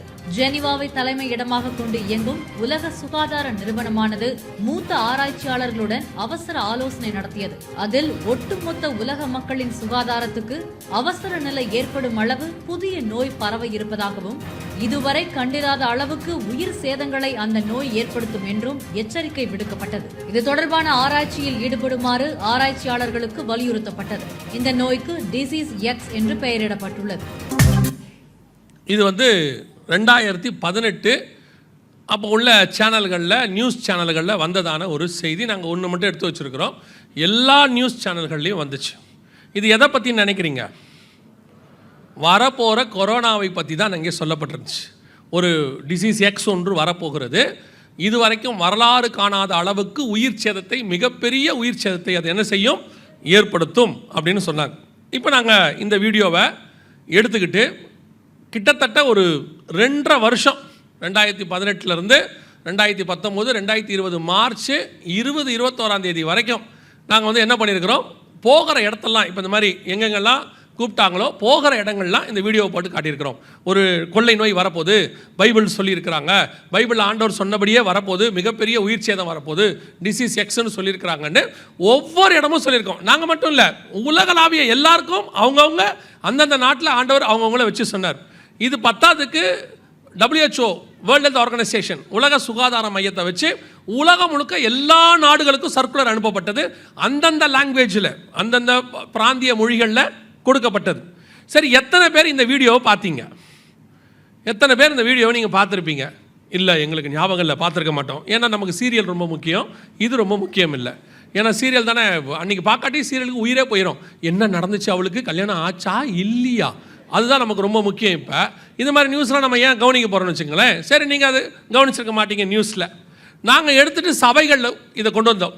சபைகளில் மட்டும் இல்லை, எங்கள் சேனலில் ஏற்றணும், எல்லா இடத்துலையும் போட்டோம். நாங்கள் இதை கொண்டு வந்தது பத்தாதுக்கு எங்களை திட்டுறவங்களும் இந்த வீடியோ எடுத்து போட்டாங்க. இந்த ஆள் பாருங்கள், இந்த மாதிரிலாம் ஒரு வீடியோவை போட்டு ஜனங்களை ஏமாத்துறான், பயமுறுத்துறான், வரப்போகுதுன்னு சொல்கிறான் அப்படின்னாங்க. அது எங்களுக்கு அதுவும் ப்ளஸ் பாயிண்ட் தான். எங்களுக்கு இல்லை, இந்த சொல்ல வேண்டிய விஷயம் என்ன சொல்லுச்சு, எல்லா பக்கமும் பரவுச்சு. எந்த அளவுக்கு சபை ஆயத்தப்பட்டிருந்துச்சு, அதுதான் கேள்வி. இவ்வளோ பெரிய விஷயம் உலக சுகாதார மையம் வேர்ல்டு வைட் எல்லா நாட்டுக்கும் சொன்னாங்க, எல்லா சேனல்லையும் வந்துச்சு. அதுக்கு முன்னாடி பைபிளில் இருக்குது, அது ஒரு பக்கம் இருக்கட்டும். ஏன்னா பல நேரத்தில் தீர்க்கதரிசி சொல்லாவிட்டால் கழுதையை வச்சு கர்த்தர் பேசுவார். தீர்க்கதரிசி சொல்லும் போது, பைபிள் சொல்லும் போது நம்ம கேட்கலன்னா ஏதாவது கழுதைகளை வச்சு கர்த்தர் பேசுவார். அப்போ இந்த மாதிரி ஒரு விஷயம் வேர்ல்டு வைடு வந்துச்சு. எந்த அளவுக்கு சர்ச் ஆயத்தப்பட்டுச்சு, அதான் முக்கியம். சபை கொரோனாவுக்கு ஆயத்தப்பட்டதா, இதுக்கு நாம் எதிர்கொள்கிறதுக்கு ஏதாவது ரெடி ஆனோமா? இப்போ நம்மளுடைய கொஸ்டின் என்ன, சபை ஆயத்தப்படுறதுன்னா என்னங்க? கொரோனாவில் போய் என்ன ஆயத்தப்படுறது? அது திடீர்னு வந்ததான ஒரு வைரஸ். நாம் எப்படி அதுக்கு ஆயத்தப்படுறதுனா என்ன? மக்களே, கவர்மெண்ட்டே ஆயத்தப்படலை, நாம் என்ன ஆயத்தப்படுறது அப்படின்னு நீங்கள் கேட்டிங்கன்னா நல்லா தெரிஞ்சுக்கொள்ளுங்க. கொரோனா மருந்து, கொரோனாவுக்கான மருந்து இன்னைய வரைக்கும் கிடையாது. இப்போ வரைக்குமே கொரோனாவுக்கு என்ன கிடையாது, மருந்து கிடையாது. அதுக்கு என்ன தான் இருக்குது, வேக்சின், தடுப்பூசி தான் இருக்குது. அந்த தடுப்பூசியும் அபிருதமான தடுப்பூசி. உலகத்தில் நீங்கள் அப்படி ஒரு தடுப்பூசி என்ன செய்ய முடியாது, பார்க்கவே முடியாது. கோர்ட்டில் கேட்டாங்க, இந்த தடுப்பூசி கொரோனா வராமல் தடுக்குமா? இல்லை, வரும், வாய்ப்பு இல்லை, வரத்துக்கு வாய்ப்பு இருக்குது. சரி, இந்த கொரோனாவை போட்டுச்சுன்னா, இந்த தடுப்பூசியை போட்டோம்னா திருப்பி கொரோனா வராமல் இருக்குமா? இல்லை, வர வாய்ப்பு இருக்குது. சரி, இதை போட்டால் இப்போ இருக்கிற கொரோனா சுகமாகுமா? அப்படி இல்லை, இது வெறும் தடுப்பூசி. சரி, அப்போ ஏன் போடணும்? அருமையான ஒரு தடுப்பூசின்னு வச்சுங்களேன். அப்போ சொன்னாங்க அதுக்கு சைடு எஃபெக்ட் இருக்குன்னு. ஒரு வயலும் அன்னைக்கு எந்த மீடியாவோ யாரோ எதுவுமே சொல்லவே இல்லை. இப்போ அவங்களே சொல்கிறாங்க அதில் என்ன இருக்குது, சைடு எஃபெக்ட் இருக்குன்னு அவங்களே சொல்கிறாங்க. இருந்துட்டு போட்டோம். இன்றைக்கும் கொரோனாவுக்கு என்ன கிடையாது, மெடிசன் கிடையாது, வேக்சின் தான் இருக்குது. ஆனால் உங்களுக்கு நான் சொல்கிறேன், இந்த கொரோனாவுக்கு உலகத்திலேயே மெடிசன் ஒரே ஒரு இடத்துல தான் இருந்துச்சு. எங்கே இருந்துச்சு தெரியுமா? சர்ச்சுக்குள்ளே மட்டும்தான் இருந்துச்சு, சபைக்குள்ளே மட்டும்தான் மெடிசன் இருந்துச்சு. என்ன மெடிசன்? நாம் காலகாலமாக 2000 வருஷமாக எல்லா நாட்களிலும் ஒன்றை சொல்லிக்கொண்டே இருக்கிறோம். என்ன சொல்கிறோம்? இயேசுவின் காயங்களால் நாம் குணமானோம், இயேசுவின் நாமத்தினாலே வியாதியஸ்தர்கள் சுகமானார்கள், அப்படி தானே சொல்லிட்டு இருக்கிறோம். அவருடைய தழும்புகளால் நாம் சுகமானோம். அது மட்டும் இல்லை, நாம் நடத்தாத ஆசீர்வாத பெருவிழாவே கிடையாது. சுகமளிக்கிற பெருவிழா, சுகமளிக்கிற திருவிழா, சுகமளிக்கிற சிறுவிழா, என்னென்ன விழா இருக்கிறோம் எல்லா விழாத்தையும் சுகமளிக்கிறதுல வச்சு நடத்தி முடிச்சாச்சு. அதுவும் நம்மக்கிட்ட குணமாகாத வியாதியே இல்லை, இன்னைக்கு காலையில் கூட சாட்சி சொன்னாங்க, ஒரு கேன்சர் என்னாச்சு, சுகமாயிருக்குது. நடத்திருக்கார் ஆண்டவர். கேன்சர் சுகமாயிருக்கு, எய்ட்ஸ் சுகமாயிருக்கு, எத்தனையோ பிள்ளை இல்லாதவர்களுக்கு பிள்ளை கிடச்சிருக்குது, எத்தனையோ பேருக்கு பலவிதமான வியாதிகள் சுகமாயிருக்குது. அதோட கம்பேர் பண்ணிங்கன்னா கொரோனா ஒன்றுமே கிடையாது, ஒரு சின்ன வைரஸ். கொரோனா அதோட கம்பேர் பண்ணால் சின்ன வைரஸ். அப்புறம் ஏன் கொரோனாவை கண்டு உலகம் பயந்தா மாதிரி சபை பயந்துச்சு? உலகம் பயந்து கதவு மூடிக்குச்சு, நியாயம். ஏன் சபையா பயந்துச்சு? சபை என்ன சொல்லுச்சு? வியாதியஸ்தர்களை கொண்டு வாருங்கள், சுகமளிக்கிற பெருவிழா. எத்தனை ஊழியக்காரங்க சுகமளிக்கிற வரத்தை வச்சுட்டு இருந்தாங்க. நாம் எல்லாம் என்ன ஆனோம்? நான் யாரையுமே தனிப்பட்ட முறையில் சொல்ல விரும்பல, என்னையும் சேர்த்துக்கிறேன், உங்களையும் சேர்த்துக்கிறேன். ஏன் நாம் எல்லாரும் ஓடி ஒளிஞ்சிட்டோம், கதவை சாத்திக்கிட்டோம்? நான் சொல்றது சர்ச்சு கதவை இல்லை, இருதய கதவை. கொரோனாவை கண்டு எவ்வளோ பயம் விசுவாசிக்கு. வாசலில் பால் பேக்கெட் போட்டு போகிறான், பால் பேக்கெட்டரையே சானிடைசர் அடிச்சு தான் எடுத்துச்சு. யாரு? விசுவாசி. யாராவது வீட்டுக்கு வரேன்னா இப்போ வேண்டாம், அது கூட பரவாயில்ல. சில சர்ச்சில் பாஸ்டர் வீட்டுக்கு வந்து ஜோம் பண்ணுறேன்னா வேணான்றுச்சு. வேண்டாம் பாஸ்டர், நீங்கள் ஃபோன்லேயே ஜோம் பண்ணுங்க, உங்கள் வார்த்தைக்கே வல்லமை உண்டு, வீட்டு பக்கம் மட்டும் வந்துடாதீங்க. ஏன் உங்களுக்கு அப்படி ஒரு பயம்? கேட்டால் கொரோனா. ஆனால் பாடுற பாட்டை நீங்கள் பார்க்கணுமே. சிங்கத்தின் மேலும் நடந்து வலு சர்ப்பத்தையும் மிதிப்பாய், பகலில் பறக்கும் அம்பிற்கும் இரவில் நடமாடும் கொள்ளை நோய்க்கு அது என்னை அணுகாது. பொய், 100% பொய். வாயில மட்டும்தான். சொந்த மகனை வீட்டில் சேர்க்க மாட்டேன்ட்டார் அப்பா. ஊருக்கு போயிட்டு வந்த கணவனை வீட்டுக்குள்ள விட மாட்டேன்ருச்சு ஒரு அம்மா. அந்த ஆளு பாவம் எப்படியோ தப்பிச்சு ஊருக்கு வந்துட்டான். இந்த அம்மா விட மாட்டேன்ருச்சு. அது கொரோனாவோ இல்லை வேற பிளானோ தெரில, விட மாட்டேன்ருச்சு. அந்த நேரத்தில் கொரோனா அதை யூஸ் பண்ணிக்கிச்சுன்னு நினைக்கிறேன். வீட்டுக்குள்ளே விட மாட்டேன்ருச்சு. ஏன் அவ்வளோ பயம் கொரோனாவை பார்த்து? ஐயோ, அங்கே கொத்து கொத்தா சாவுறாங்க, இங்கே கொத்து கொத்தா சாவுறாங்க. உண்மை, எல்லா காலத்திலும் இப்படி குவாரண்டைன் உள்ள ஒரு வியாதி இருந்துச்சு. இயேசு காலத்தில் அதே மாதிரி ஒரு வியாதி ஊருக்குள்ளே சேர்க்க மாட்டான். என்ன வியாதி? குஷ்டரோகம். இப்போ இயேசு பயந்தாரா? எலியா பயந்தாரா? எலிசா பயந்தாரா? இல்லை. எலிசா நாகமான்ட்ட பயந்தாரா? இல்லை. இயேசு பயந்தாரா? இல்லை. குஷ்டரோகிகளை சுகமாக்கிட்டு போயிட்டே தானே இருந்தாங்க. அது ஒரு குவாரண்டைன் உள்ள வியாதி தானே, ஊருக்குள்ளே சேர்க்கக்கூடாது தானே. அவன் அதை பரவுச்சுன்னு நினச்சிக்கிட்டான்ல. அதே மாதிரி ஒன்று தான் இது. இன்னும் சொல்ல போனால் அதை விட ரொம்ப சின்ன கிருமி. இப்போ கொரோனா இருக்கா இல்லையா? இப்போ உலகத்தில் கொரோனா இருக்கா இல்லையா? இருக்கு. இப்போ நீங்கள் என்ன சொல்வீங்க? எல்லோரும் வேக்சின் போட்டாங்க. கிடையவே கிடையாது. இன்னும் 30% மக்கள் வேக்சின் போடலன்னு WHO சொல்லியிருக்கேன். வேர்ல்டு வைட் 70% மக்கள் தான் வேக்சின் போட்டிருக்காங்க. இன்னும் 30% என்ன செய்யலை, போடலை. அப்புறம் ஏன் இப்போ பயம் இல்லை? அங்கே தான் கேள்வி இருக்கு. சபை பயந்ததுக்கு ஒரு காரணம் இருக்கு. என்ன காரணம்? இது ஒரு செயின் ப்ராசஸ். நல்லா கவனிங்க.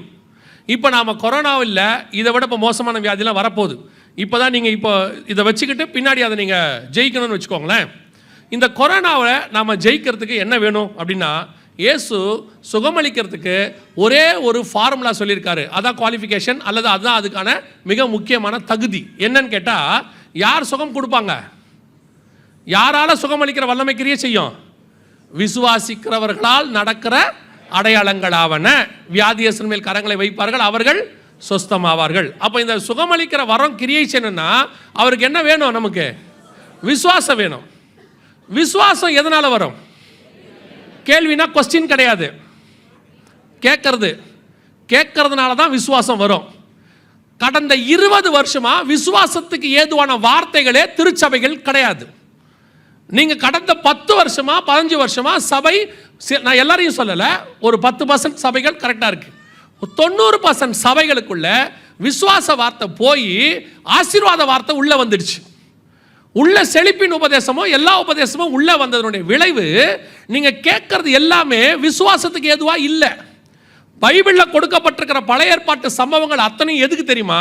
உங்கள் விசுவாசத்தை வர்த்திக்க பண்ணுவதற்கு. பிரச்சனை வரும்போது அந்த பிரச்சனைக்கு தேவையான ஒரு ரெமிடியை ஏற்கனவே பைபிளில் யாரோ ஒருத்தருக்கு கர்த்தர் கொடுத்துருப்பாரு. அதை படிக்கும் போது உங்களுக்கு என்ன வரணும்? விசுவாசம் வளரணும். அதை செஞ்ச ஆண்டவர் எனக்கும் செய்ய வல்லமை உள்ளவர். செங்கடலை பிளந்து பார்வோன் கையிலிருந்து ஆண்டவர் என்ன பண்ணியிருக்கிறாரு? விடுதலை ஆக்கி இருக்கிறாரு. அந்த தேவன் இன்னும் ஜீவனோடு இருக்கிறாரு.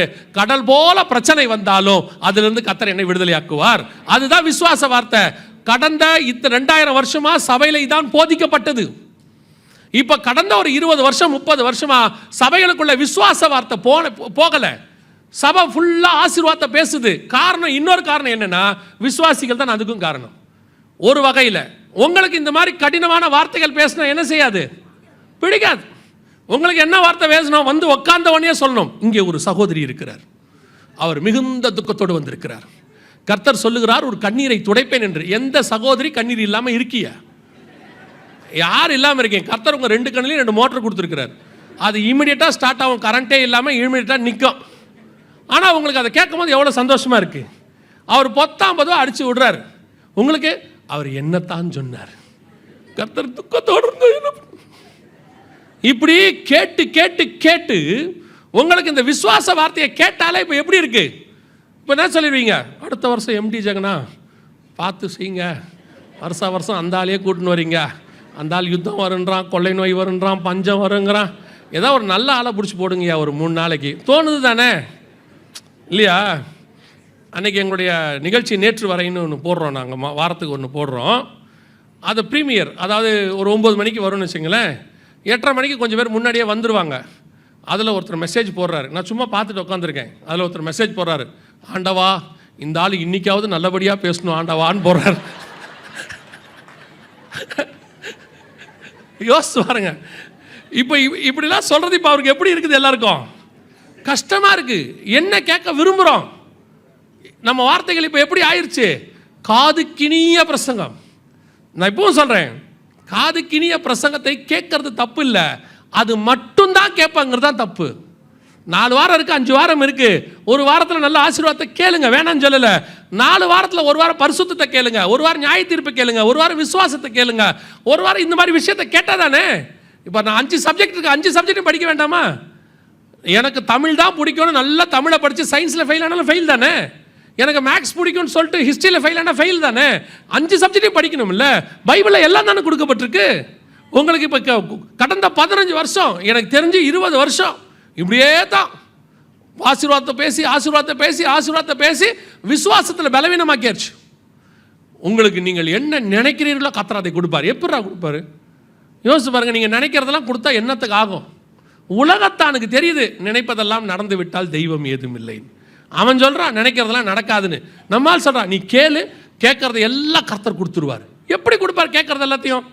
நீங்கள் கேட்பீங்க, திடீர்னு ஜனாதிபதி அமெரிக்கா பதவி கொடுக்க முடியுமா? அமெரிக்காவுக்கு முதல்ல சிட்டிசனே ஆக முடியாது. நீங்கள் நம்ம கேட்கறது எப்படி கிடைக்கும்? அவன் கேட்குறான், நான் வந்து நல்ல சிகப்பா உயரமா 2 லட்ச ரூபா சம்பாதிக்கிற மாதிரி முடி நீளமா ஒரு பொண்ணு வேணும்னு. அப்படியே இவனை பார்த்தா ஆப்போசிட்டாக இருக்கான். கேட்கறதுக்கு ஒரு, நான் என்ன சொல்கிறேன், கிடைக்காதுன்னு சொல்லலை. உனக்கு என்ன தேவையோ அதை பரலோகம் ரெடி பண்ணி வச்சிருக்கு, அதை கொடுத்துட்டு போகுது. உங்களுக்கு கேளு கேளு கேளுன்னு சொல்லி அதை கேளு இதை கேளு, கர்த்தர் கொடுப்பார், இந்த வருஷம் கண்டிப்பாக தருவார். இப்படி பேசி பேசி நீங்களும் அதில் ஒரு சில ஊழியங்களாம் சுத்த மோசம். சாட்சி போடுறாங்க புக்கில், நான் 2500 ரூபாய் அனுப்பினேன், கர்த்தர் எனக்கு 5 லட்ச ரூபாய் வீடு கொடுத்தார், மேலே போட்டிருக்காங்க. படிக்கிறவனுக்கு எப்படி இருக்கு பாருங்க. அப்போ 2500 அனுப்புனா 5 லட்சத்தில் வீடு கிடைக்கும். எவ்வளோ போட்டு எவ்வளோ எடுக்கிறாங்க பாருங்க. இப்போ இவன் கர்த்தருக்கு 2500 கொடுப்பானா? கொடுக்க மாட்டான். விசுவாசம் அவனுக்கு என்ன தெரியுமா? அவர் 2500 அனுப்பியிருக்காரு, 5 லட்ச ரூபா வீடு கட்டியிருக்கு, நம்ம 5000 அனுப்புவோம், 10 லட்ச ரூபா ஆண்டவர் கொடுப்பாரு. உங்களுடைய உங்கள் ஆவிக்குரிய வாழ்க்கையை நாசமாக்குற மாதிரி காரியங்கள் கவனிச்சுக்கொள்ளுங்க. நீங்கள் கேட்க வேண்டிய வார்த்தை விசுவாச வார்த்தை. ஏன் தெரியுமா? நீங்கள் உண்மை உள்ளவர்களாக இருந்தாலே போதும், எல்லா ஆசீர்வாதத்தையும் கர்த்தர் கொண்டு வந்து கொட்டிடுவார். நீங்கள் தனியாக அதில் கேட்டு கேட்டு, அதாவது அப்படி உங்களை டைவர்ட் பண்ணிடுச்சு சர்ச். உங்கள் காதுகள் இந்த விசுவாச வார்த்தையை கேட்க கேட்க கேட்க தான் கொள்ளை நோயிலிருந்து கர்த்தர் பாதுகாத்தார், அதுலேருந்து என்னை விடுதலை ஆக்கினார். இப்போ யோசித்து பாருங்க, உலகம் முழுக்க கொள்ளை நோய் வந்துச்சு, வேர்ல்டு வைட். சர்ச்சுக்கும் வந்துச்சா இல்லையா? சர்ச்னா நமக்கும் வந்துச்சா இல்லையா? வந்துச்சு. எப்படி வரலாம்? எப்படி வரலாம்? நீங்கள் பைபிள் எடுத்துக்கோங்க. எகிப்து முழுக்க வாதை வந்தது, யாருக்கு வரல? இஸ்ரவேல் இருந்த கோசே நாட்டில் மட்டும் வரவில்லை. எகிப்து முழுக்க தலைப்பிள்ளை சங்காரம் ஆயிற்று, எங்கே வரல? அந்த இஸ்ரவேல் இருந்த ஆட்டுக்குட்டியின் ரத்தம் பூசப்பட்ட வீட்டுக்குள் மட்டும் வரவில்லை. இஸ்ரவேல் முழுக்க பஞ்சம் வந்தது, அப்படிதானே இருக்கு? இஸ்ரவேல் முழுக்க பஞ்சம் வந்தது. ஆனால் எலியா இருந்த சாரிபாத் விதவின் வீட்டுக்குள் மட்டும் பஞ்சம் வரவில்லை. சோதோம் முழுக்க அழிவு வந்தது, ஆனால் லோத்துவின் வீட்டுக்கு மட்டும் அழிவு வரவில்லை. உலகம் முழுக்க அழிவு வந்தது, ஆனால் நோவாவின் பேழைக்கு அழிவு வரவில்லை. அதான உண்மை. எல்லாருக்கும் வரும், தேவ பிள்ளைகளுக்கு வராது. அப்படி வராம இருந்தாதான் உலகத்துக்கும் தேவ பிள்ளைகளுக்கும் வித்தியாசம் இருக்கு. எல்லாருக்கும் வர்றது எனக்கும் வந்தால் எனக்கு என்னுடைய கடவுளுக்கு என்ன டிஃபரன்ஸ் இருக்கு? அவர் எப்படி என்ன பறந்து காக்கிற பட்சியை போல பாதுகாப்பார், செட்டைகளின் மறைவிலிருந்து பாதுகாப்பாருங்கிறதுக்கான அந்த வசனத்துக்கான அடையாளம் எங்க? ஏன் எனக்கு அந்த அடையாளம் வரல? எனக்கே விசுவாச வார்த்தை இல்லை, எனக்கே இல்லை நம்பிக்கை. முதல்ல நானே என்னவாயிட்டேன், கர்த்தர் காப்பாற்றுவார் தான், இருந்தாலும் கொஞ்சம் பயமாக தான் இருக்கு. பயம் மிகப்பெரியதான பிசாசினுடைய டூல். கொரோனாவில் உங்களை பிசாசு வஞ்சித்ததில் ஃபஸ்ட் அவன் யூஸ் பண்ணது பயம். இந்த பயத்தை வச்சுக்கிட்டு தான் நம்மளை அதிகமாக, அதுவும் இந்த டிவியை திறந்துட்டிங்கன்னா பாருங்கள், அவன் போடுற மியூசிக்கும் அவன் காட்டுற அந்த சீன்ஸும் நம்மளை சும்மா இருக்கிறவனு கூட பயமுறுத்துகிறோம். கொத்து கொத்தாய் ஜனங்கள் மடிகிறார்கள், மயானம் முழுவதும் பிணங்கள் குவியலாய் இருக்கிறது, எரிக்க இடம் இல்லை. நீங்கள் போய் ஹாஸ்பிட்டலை பாருங்கள், ஐசியூவில் பெட் இல்லை. இதை காட்ட காட்ட நம்மளுக்கு என்னவா இருக்க, நல்லா இருக்கிறோம் வீக் ஆகிடுறான். நான் தான் சொன்னேன், கொரோனாவில் ஒரே ஒரு நல்லது நடந்துச்சு. என்ன நல்லது நடந்துச்சு தெரியுமா? ஒருத்தர் எனக்கு ஃபோன் பண்ணார். ஃபோன் பண்ணி, பிரதர் இம்மிடியட்டாக எங்கேயாவது ஞானஸ்தானம் எடுக்கலாமான்னு கேட்டார். இம்மிடியட்டாக ஏன் ஞானஸ்தானம் கேட்குறாரு இவர் அப்படின்ட்டு, ஏன் பிரதர் சர்ச்செல்லாம் மூடி இருக்குதே, இப்போ எடுக்க முடியாதே அப்படின்னு. என்ன பிரதர் இப்படி பொறுப்பு இல்லாமல் பேசுகிறீங்க, ஏதாவது ஒரு இடத்துல பாருங்கள், நான் எப்படியாவது வந்துடுறேன், எனக்கு ஞானஸ்தானம் கொடுத்துற சொல்லுங்கன்னாரு. என்னடா இவருக்கு ஞானஸ்தானத்துக்கு மேலே இவ்வளோ பாசமாயிட்டாருன்னு சொல்லி, என்ன காரணம் பிரதர்னு கேட்டேன். அவர் சொன்னார், நேற்று எதிர் வீட்டில் ஒன்று போயிடுச்சு பிரதர், போன வாரம் பக்கத்து வீட்டில் ஒன்று போயிடுச்சு பிரதர், எனக்கு என்னவோ எடுத்து வச்சுக்கிட்டா நல்லதுன்னு தோணுது. இவருக்கு உயிரோடு இருப்பன்ற நம்பிக்கை இல்லை, ஞானஸ்தானம் எடுத்துக்கிட்டு போனாலும் பரலோகத்துக்கு போகணுங்கிற ஒரு எண்ணம். இது ஒன்று தான் கொரோனாவில் நல்லது நடந்துச்சு. சும்மா இருந்தவங்களுக்கு கூட என்ன வந்துருச்சு, ஆவிக்குரிய பயம் ஒன்று வந்துருச்சு. அவர் நான் சொன்னேன், இப்போதைக்கு எடுக்க முடியாது, சபையெல்லாம் திறக்கட்டும், கொஞ்சம் வெயிட் பண்ணுங்க அப்படின்னு. அப்போ அவர் சொன்னார், அது வரைக்கும் என்ன பண்ணணும் பிரதர்னாரு, சாகாமல் பார்த்துக்கோங்கன்னு சொன்னேன். அவ்வளோதானே செய்ய முடியும், வேறு என்ன செய்ய முடியும்? இன்றைக்கி நிறைய பேர் கொரோனா நேரத்தில் பயம், அதாயிடுமோ இதாயிடுமோ. அதுக்கு காரணம் என்ன? இது ஒரு செயின். நீங்கள் 10 வருஷமாக விசுவாச வார்த்தைகளே என்ன செய்யல, கேட்கல, அதை கேட்க விருப்பப்படலை. அதனுடைய விளைவு ஒரு சின்ன, அது வந்து ஒரு கிருமி தான், அவ்வளோதான். இப்போவும் இருக்கு. பில்கேட்ஸ் சொன்னார், கடைசியாக ஒருத்தருக்கு கொரோனா கிருமி இருக்கிற வரைக்கும் நாம் அந்த வேக்சின் போட்டுக்கிட்டே இருக்கணும், ஏன்னா அது திருப்பி திருப்பி பரவுனார். இப்போ இல்லை பாருங்க, நம்முடைய பாடியோட இம்யூனிட்டி பவர் அதுக்கு என்ன ஆயிடுச்சு, அதுக்கேற்ற மாதிரி மாறி நம்ம கொரோனாவை எதிர்க்கக்கூடிய சக்தி நம்ம பாடிக்கு வந்துருச்சு. இன்றைக்கி என்ன நடக்குது? விசுவாசிக்கு பயம். முதல் பாயிண்ட், நாம் ஏன் கொரோனாவில் பாதிக்கப்பட்டோம்? நாம் ஸ்பிரிச்சுவலி விசுவாசத்தில் வளரல. மனுஷகுமாரன் வரும்போது விசுவாசத்தை காண்பாரோ, சபை விசுவாசத்தில் பலகீனமாக இருக்குதுங்கிறத தெரியப்படுத்துறதுக்கு கொரோனா ஒரு வாய்ப்பாக மாறிடுச்சு.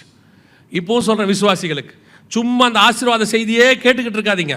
என்ன கிடைக்கும், அது கொடுப்பார், அப்படி கொடுப்பார், இப்படி பண்ணுவார், பலிக்கு பெறுவார், BMW கொடுப்பார், 2 வீடு இருந்தால் 3 வீடு கொடுப்பார், 4 வீடு கொடுப்பார்.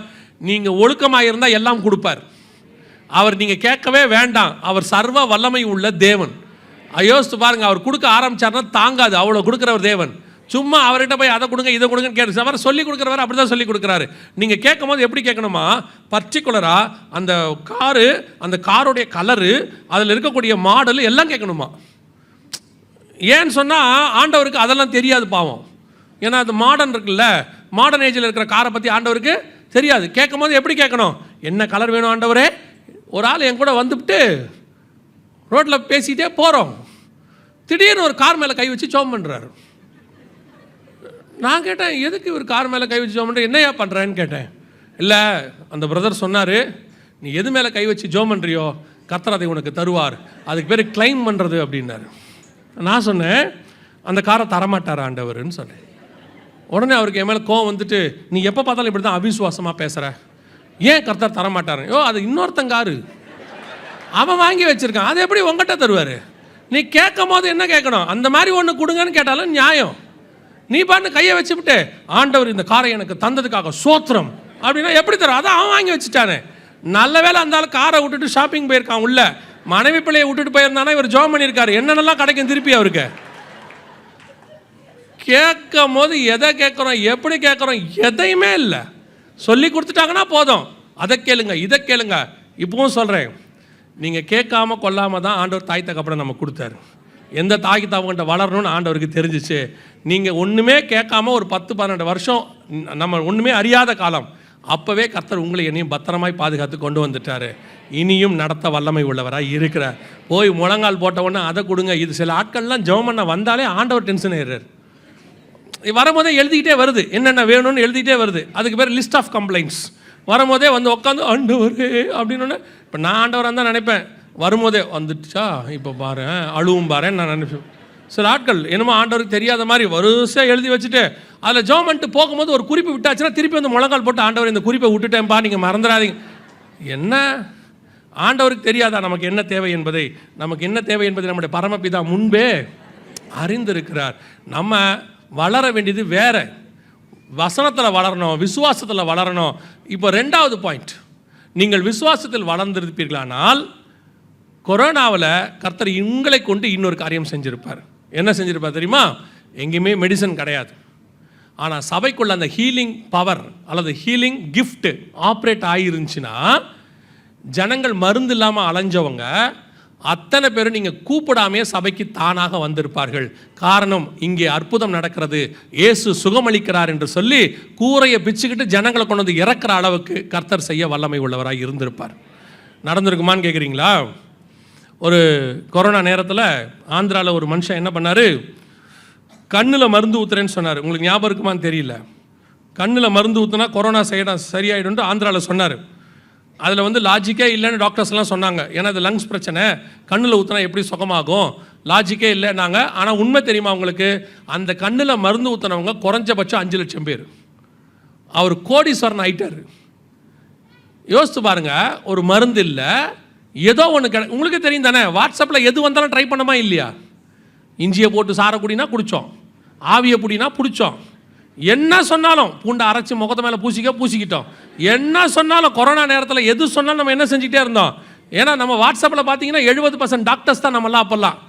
அவ்வளோதான், எது வேணாலும் ரெமிடின்னு சொல்லிட்டா கொரோனாவுக்கு இதுன்ட்டா அப்படியே ஒரு கும்பல் செய்ய ஆரம்பித்தோம். காரணம் மருந்து இல்லை. ஆனால் உண்மையிலேயே சபைக்குள்ளே அந்த வரம் கிரியை செஞ்சிருந்தா, திரளாய் ஜனங்கள் சுகமாகி இருந்தால் நீங்களும் நானும் சுவிசேஷம் சொல்ல வேண்டிய அவசியமே இல்லை. எங்கே இருக்கிற ஜனங்களும் சபையை தேடி ஓடி வந்திருப்பார்கள். ஆனால் நாம் ஆயத்தமாக இல்லாததுனால ஒரு பெரிய அறுவடையை மிஸ் பண்ணிட்டோம். பெரிய அறுவடை நடந்திருக்கணும். இது எதை காட்டுது? சபை கொரோனாவில் ஒரு மிகப்பெரிய அறுவடையை விட்டது என்பது காட்டுது. சரி, இது நடந்து முடிஞ்சிருச்சு. கர்த்தர் சொன்ன 2வது முத்திரை கடந்து போச்சு. இவருக்கு அடுத்து 2021 இந்த கொரோனா உச்சத்தில் இருக்குது, 2வது அலை உச்சத்தில் இருக்கும்பொழுது ஆண்டவர் 3வது முத்திரை நடக்க போது அதை குறித்து நீ வந்து பேசுன்னு சொல்லி உணர்த்தினார். ஏன்னா இதை நாங்கள் 2018 பேசிட்டோம். அப்போ இது போயிட்டே இருக்குது. 2021 ஆண்டவர் வந்து 3வது முத்திரையை குறித்து இதுதான் நடக்க போகுதுன்னு உணர்த்தினார். வாசிங்க, 6ஆம் அதிகாரம் வெளிப்படுத்தின விசேஷம் 5-6 வசனத்தை வாசிங்க. அவர் 3ஆம் முத்திரையை உடைத்த போது 3ஆம் ஜீவனானது, நீ வந்து பார் என்று சொல்ல கேட்டேன். நான் பார்த்தபோது இதோ ஒரு கருப்பு குதிரையை கண்டேன். அதன் மேல் ஏறியிருந்தவன் ஒரு தராசை தன் கையிலே பிடித்திருந்தான். வாசிங்க. அப்பொழுது ஒரு பணத்துக்கு 1 படி கோதுமை என்றும் 1 பணத்துக்கு 3 படி வார்கோதுமை என்றும் எண்ணெயையும் திராட்சரசத்தையும் சேதப்படுத்தாதே என்றும் 4 ஜீவன்களின் மத்தியிலிருந்து உண்டான சத்தத்தை கேட்டேன். இது எதை பற்றி அப்படின்னு கேட்டிங்கன்னா, உணவு பஞ்சம். கொரோனாவுக்கு அதாவது அந்த கொள்ளை நோய்க்கு அடுத்து 2வது முத்திரைக்கு அடுத்து வரக்கூடியதான மிக முக்கியமான விஷயம் என்ன அப்படின்னு கேட்டிங்கன்னு சொன்னால், உணவு பஞ்சத்தை பற்றி பைபிள் சொல்லியிருக்கு. இப்போ நல்லா கவனிங்க, இது எல்லாம் இன்றைக்கி நேற்று எழுதுனது இல்லை, 1900 வருஷத்துக்கு முன்பாக எழுதப்பட்டது. இங்கேயே நீங்கள் எவ்வளோ பெரியவங்க இருக்கிறீங்க, நீங்கள்லாம் ஒரு 25 வருஷமாக பைபிள் படிக்கிறவங்க இருக்கிறீங்க, 50 வருஷமாக பைபிள் படிக்கிறவங்க இருக்கிறீங்க. உங்கள் பைபிள்லையும் இந்த வசனம் இருக்குது, 100 வருஷத்துக்கு முன்னாடி உள்ள பைபிள்லையும் இந்த வசனம்லாம் இருக்குது. ஏதோ நடக்க எழுதி வச்ச மாதிரி நீங்கள் நினச்சிக்க போறிய. பர்ஃபெக்டாக இதுக்கு அடுத்து 2வது முத்திரைக்கு அடுத்து 3வது முத்திரை எதை பற்றி பேசுதுன்னா, தராசை பிடித்திருந்தார், 1 பணத்துக்கு 1 படி கோதுமை என்றும் 1 பணத்துக்கு 3 படி வார்கோதுமை என்றும் எண்ணெயையும் திராட்சரசத்தையும் சேதப்படுத்தாதே என்று 4 ஜீவன்கள் மத்தியிலிருந்து உண்டான சத்தத்தை கேட்டேன் அப்படின்னு இருக்கு. அப்போ இது எதை பற்றி சொல்லப்பட்டிருக்கு அப்படின்னு கேட்டிங்கன்னா, உணவு பஞ்சத்தை பற்றி, தராசு எக்கானமி இதை குறித்து, இது என்ன பாதிப்பு வரும் எதை பற்றி அப்படிங்கிறதால 2021 இந்த பஞ்சங்கள் உலகம் முழுக்க வரப்போது. பர்டிகுலராக உணவு பஞ்சம். ஏன்னா அவன் தராசு கோதுமை பஞ்சம் ஆண்டவர் அங்கே சொல்லியிருக்கிறார். ஸோ உணவு பஞ்சம் வரப்போகுது அப்படின்னு சொல்லி 2021 வீடியோ போட்டுக்கிட்டு இருக்கிறோம். மிக துல்லியமாக 2022 அதுக்கான ஒரு தீர்க்க தரிசன நிறைவேறுதல் நடந்துச்சு. ஃபஸ்ட்டு 2021 மடகஸ்கர், ஹைத்தி இந்த நாடுகள்லாம் பஞ்சத்தில் விழுந்துருச்சு. யூஎன் அனௌன்ஸ் பண்ணாங்க, அஃபீஷியலாக உலகத்தில் பஞ்சம் அதிகரிக்க தொடங்கிருச்சு, ஹைத்தி போன்ற நாடுகள் பாதிக்கப்பட தொடங்கிருச்சுன்னு சொன்னாங்க. அப்போ அதை போடும்போது அவங்க யாருக்கும் ஹைத்தி தெரியாது, மடகஸ்கர் தெரியாது நமக்கெல்லாம். ஸோ அது எங்கேயோ என்னமோ நடக்குது போல் அப்படின்னு எடுத்துக்கிட்டோம். ஆனால் 2022 மே மாதத்தில் நமக்கு பக்கத்து நாடு ஸ்ரீலங்கா திவாலாச்சு. பர்டிகுலராக உணவு பஞ்சம் வந்து நாடே திவால் ஆயிடுச்சு. அந்த காரியம் நடைபெற ஆரம்பித்ததுலேருந்து நமக்கு தெரிஞ்ச பக்கத்து ஒவ்வொரு நாடுகளாக உணவு பஞ்சத்தில் விழ ஆரம்பிச்சிச்சு. ஆப்கானிஸ்தான், பாகிஸ்தான், சார்க் நாடுகள் அப்படியே கொஞ்சம் கொஞ்சமாக வளர்ந்து இப்போ எங்கே வரைக்கும்னு கேட்டிங்கன்னா ஐரோப்பா முழுக்க இன்றைக்கும் இருக்குது பஞ்சம். இந்த பஞ்சம் உச்ச லெவலில் போயிட்டுருக்கு. ஒரு ஐநாவுடைய அறிக்கை சொல்லுது, 3 வேளை ஆகாரமும் நல்ல வீடும், அதாவது தங்குவதுக்கு வாடகை வீடோ சொந்த வீடோ, நல்ல வீடு தங்கிறதுக்கு, ஒரு போக்குவரத்துக்கு வாகனம் உள்ளவங்க 10% மக்கள் தான் உலகத்தில் இருக்காங்களாம். 90% மக்கள் 3 வேளை ஆகாரத்தில் 2 சாப்பிட்றவங்க இருக்காங்க, தங்கறதுக்கு வீடு இல்லாமல் இருக்காங்க, வாகனம் இல்லாமல் இருக்காங்க, நடந்து போகிறவங்க இருக்காங்க. இப்போ கர்த்தர் மிக மோசமான சூழ்நிலைகளிலே நமக்கு நடக்க போகிறதை முன்னறிவிச்சிருந்தார். இப்போ இங்கே துல்லியமாக உணவு பஞ்சம் ஒவ்வொன்றாக ஆரம்பிச்சிச்சு. 2021 அப்படியே அடுத்து இப்போது 2023 அந்த 6வது வசனம் துல்லியமாக நிறைவேற ஆரம்பிச்சிச்சு. 6ஆம் அதிகாரம் அந்த 6வது வசனம் இருக்கு பாருங்க. அப்பொழுது ஒரு பணத்துக்கு 1 படி கோதுமை என்றும் 1 பணத்துக்கு 3 படி வார்கோதுமை என்றும் அப்படின்னு இருக்குல்ல. துல்லியமாக 2021 லாஸ்ட்டில் மிகப்பெரியதான ஒரு சம்பவம் உலகத்தில் நடந்துச்சு. உங்கள் எல்லாருக்கும் தெரியும், இப்போ வரைக்கும் இருக்குது. ரஷ்யா உக்ரைன் பிரச்சனை ஸ்டார்ட் ஆச்சு. சரி, ரஷ்யா உக்ரைன் பிரச்சனைக்கு இதுக்கு என்னங்க சம்பந்தம் அப்படின்னு கேட்டிங்கன்னா, உலகத்திலேயே நம்பர் 1 and 2 கோதுமை தயாரிக்கிற நாடு ரஷ்யாவும் உக்ரைனும். உக்ரைனுக்கு ஒரு பேர் உண்டு, பிரெட் பேஸ்கெட் ஆஃப் யூரோப் அப்படின்னு சொல்லுவாங்க. ஐரோப்பாவினுடைய காலை உணவுக்கான பிரெட்டோடைய கூடை அப்படின்னு சொல்லுவாங்க. அவங்க தான் மிக முக்கியமான கோதுமை தயாரிக்கிற நாடு உலகத்திலேயே. 2வது ரஷ்யா. இந்த நாடுகள் 2 சண்டை போட ஆரம்பித்த உடனே கோதுமை பஞ்சம் உலகளாவிய பஞ்சமாக மாறுச்சு. ஐரோப்பாவுக்கு கோதுமை தட்டுப்பாடு வர தொடங்குச்சு. இதில் மிக முக்கியமாக 3வது கோதுமை தயாரிக்கிற நாடுகளில் 3வது எதுன்னு கேட்டிங்கன்னா இந்தியா சொல்லிருச்சு, கோதுமை எங்களுக்கே பத்தாது, ஏன்னா நார்த் இந்தியா முழுக்க கோதுமை பத்தாது, ஆகவே கோதுமை ஏற்றுமதியை பண்ண முடியாது. இன்னைய வரைக்கும், இந்த நிமிஷம் வரைக்கும் கோதுமை ஏற்றுமதிக்கு தடை இருக்கிறது. இந்தியாவில் கோதுமை ஏற்றுமதி தடை இருக்குது, கோதுமை ஏற்றுமதியே கிடையாது. உலகளாவிய கோதுமை பஞ்சம் துல்லியமாக நிறைவேறுச்சு. அந்த 6வது வசனத்தில் ஒரு வார்த்தை இருக்குது பாருங்கள், 1 பணத்திற்கு 1 படி கோதுமை அப்படின்னா என்ன அர்த்தம்னு கேட்டிங்கன்னா, அந்த பைபிள் எழுதின காலத்தில் 1 பணத்துக்கு குறைஞ்சது 50 பேர் சாப்பிட்லாம். உதாரணமாக நான் உங்களுக்கு சொல்கிறேன், நமக்கு வேதத்தில் அந்த ப்ரூஃப் இருக்குது. இப்போ 5000 பேர் இயேசுடைய மீட்டிங்க்கு வந்திருந்தாங்க, நம்ம எல்லாருக்கும் தெரியும். ஆண்கள் மட்டும் 5000 பேர்னு பைபிள் சொல்லுது, பெண்கள் பிள்ளைகள் எல்லாம் சேர்த்து ஒரு 10,000 15,000 பேர் வந்திருந்தாங்க. அந்த கூட்டத்தில் அத்தனை பேருக்கும் சாப்பாடு போட சொல்லி ஆண்டவர் சொல்கிறார். இருக்கு இல்லையா, அவங்களுக்கு யாருக்கும் ஆகாரம் இல்லைன்னு இயேசு சொல்கிறார், நீங்களே ஆகாரத்தை கொடுங்கள்னு சீஷர்கிட்ட சொன்னார். அப்போ சீஷர்கள் எவ்வளோ ஆகும்னு சொன்னாங்க, பணம் 200 பணம் ஆகும் என்று சொன்னார்கள். அப்போ ஒரு 10,000 15,000 பேருக்கு சாப்பாடு போடுறதுக்கு எவ்வளோ பணம் தேவை? 200. 10,000 பேருக்கு 200 பணம் அப்படின்னா 1 பணத்துக்கு குறைஞ்சது 50 பேருக்கான சாப்பாடுன்னு அர்த்தம். இப்போ யோசிச்சுக்கோங்க, 50 பேருடைய சாப்பாட்டு அளவு இன்னைக்கு இருக்கிறது எவ்வளோ இருக்கும் அப்படின்னு கேட்டு பாருங்கள், கணக்கு போட்டுங்க. ஒரு ஆள் எவ்வளோக்கு சாப்பிடுவார்? 30 ரூபாய்க்கு சாப்பிடுவாரா? ஒரு வேலைக்கு 50 ரூபாய்க்கு சாப்பிடுவாருனாலும் ஒரு 50 பேருடைய சாப்பாடு அளவு 1 படி கோதுமை விற்கும். 1 பணத்திற்கு 1 படி கோதுமை, அந்த அளவுக்கு விற்கும்னு பைபிள் சொல்லுது. 2023 மிகப்பெரிய உணவு பஞ்சம் உலகளாவிய பாதித்த போது பாகிஸ்தானில் 1 கிலோ கோதுமையினுடைய விலை என்னன்னு சொல்கிறாங்க பாருங்கள், கவனிங்க. கோதுமை மாவு வாங்க முயன்ற போது பாகிஸ்தானில் கடுமையான உணவு பஞ்சம் நிலவி வரும் நிலையில் கோதுமை மாவு வாங்க முயன்ற போது கூட்ட நெரிசலில் சிக்கி 4 பேர் உயிரிழந்த சம்பவம் அதிர்ச்சியை ஏற்படுத்தியுள்ளது. பாகிஸ்தானில் பொருளாதார நெருக்கடியால் அத்தியாவசிய பொருட்களின் விலைகள் விண்ணை தொட்டுள்ளன. குறிப்பாக பாகிஸ்தான் மக்கள் உணவின் முக்கிய அங்கமான கோதுமைக்கு கடுமையான தட்டுப்பாடு ஏற்பட்டுள்ளது. 1 கிலோ கோதுமை மாவு 1500 ரூபாய் வரை விற்கப்படுகிறது. பல்வேறு எவ்வளவு? இது டிவியில் வந்த செய்தி, இது எதுவுமே நம்மளதில்லை. டிவியில் வந்துச்சு, 1 கிலோ கோதுமை 1500 ரூபா, ஸ்ரீலங்காவில் 3000 ரூபா, பர்மாவில் 10,000 ரூபா கோதுமையினுடைய விலை. ஐரோப்பா முழுக்க கோதுமை கிடையாது. நீங்கள் கொஞ்சம் சந்தோஷப்பட்டுறாதீங்க, இப்போ நம்ம நாடு பரவாயில்ல போல் அப்படின்னு. இது கவர்மெண்ட் கொடுத்துருக்கிறதான ரிப்போர்ட். இது வரைக்கும் இல்லாத அளவுக்கு 7 ஆண்டுகளில் கோதுமை கிடங்குகளில் குறைந்து விட்டது. இது நம்ம கவர்மெண்ட் கொடுத்த ரிப்போர்ட். சரி, இப்போ நீங்கள் சவுத் இந்தியாக்காரங்க நம்மளாம் நினச்சிப்போம் கொஞ்சம் சந்தோஷம். ஏன் என்ன சந்தோஷம் நமக்கு? நாங்களாம் என்ன செய்யலை? கோதுமை சாப்பிடல. நாங்களாம் என்ன சாப்பிட்டுக்கிட்டு இருக்கோம்? அதை எப்படி உங்களை விட்டுருவோம்? அதை பாருங்க, நீங்கள் மட்டும் நிம்மதியாக வீட்டுக்கு போயிடலாமா? இதுவும் கவர்மெண்ட் கொடுத்தான், சென்ட்ரல் கவர்மெண்ட் கொடுத்த ரிப்போர்ட். நாடு முழுவதும் கடுமையான வறட்சி, அரிசி ஏற்றுமதிக்கு தடை. உங்களுக்கு தெரிஞ்சிருக்கும்னு நினைக்கிறேன். நிறைய கணவர்களுக்கு இந்த பெட்ரோல் விலை ஏறது மட்டும்தான் தெரியும், அரிசி விலை ஏறது என்ன செய்யாது, தெரியாது. அவர் சம்பளத்தை கொண்டு வந்து கொடுத்துட்டு கேட்பாரு, எதுக்கு இவ்வளோ பெரிய மளிகை சாமான் வாங்குறீங்க அப்படின்னு கேட்பாரு. இப்போ எவ்வளோ ஒரு மூட்டை அரிசி?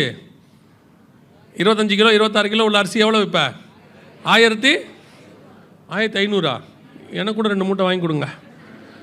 எல்லாம் 1700 தாண்டி போயிட்டுருக்கு தானே இப்போ, இல்லை எல்லாம் இப்போது. ஆனால் போன வருஷம் எவ்வளோ விற்றுச்சு?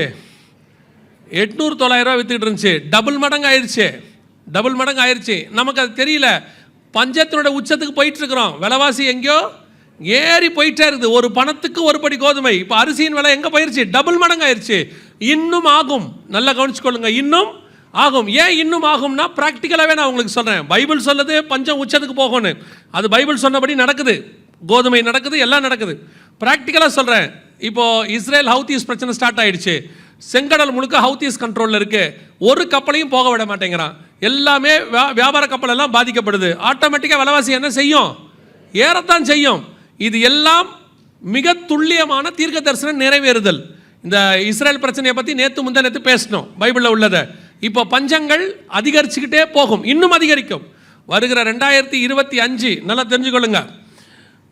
கண்டிப்பாக இந்த 2025 எப்படி இருக்கும் அப்படின்னு நீங்கள் எல்லாருமே கொஞ்சம் தீர்க்கதரிசிகள்கிட்ட போய் தேடிக்கிட்டு தான் இருப்பீங்க.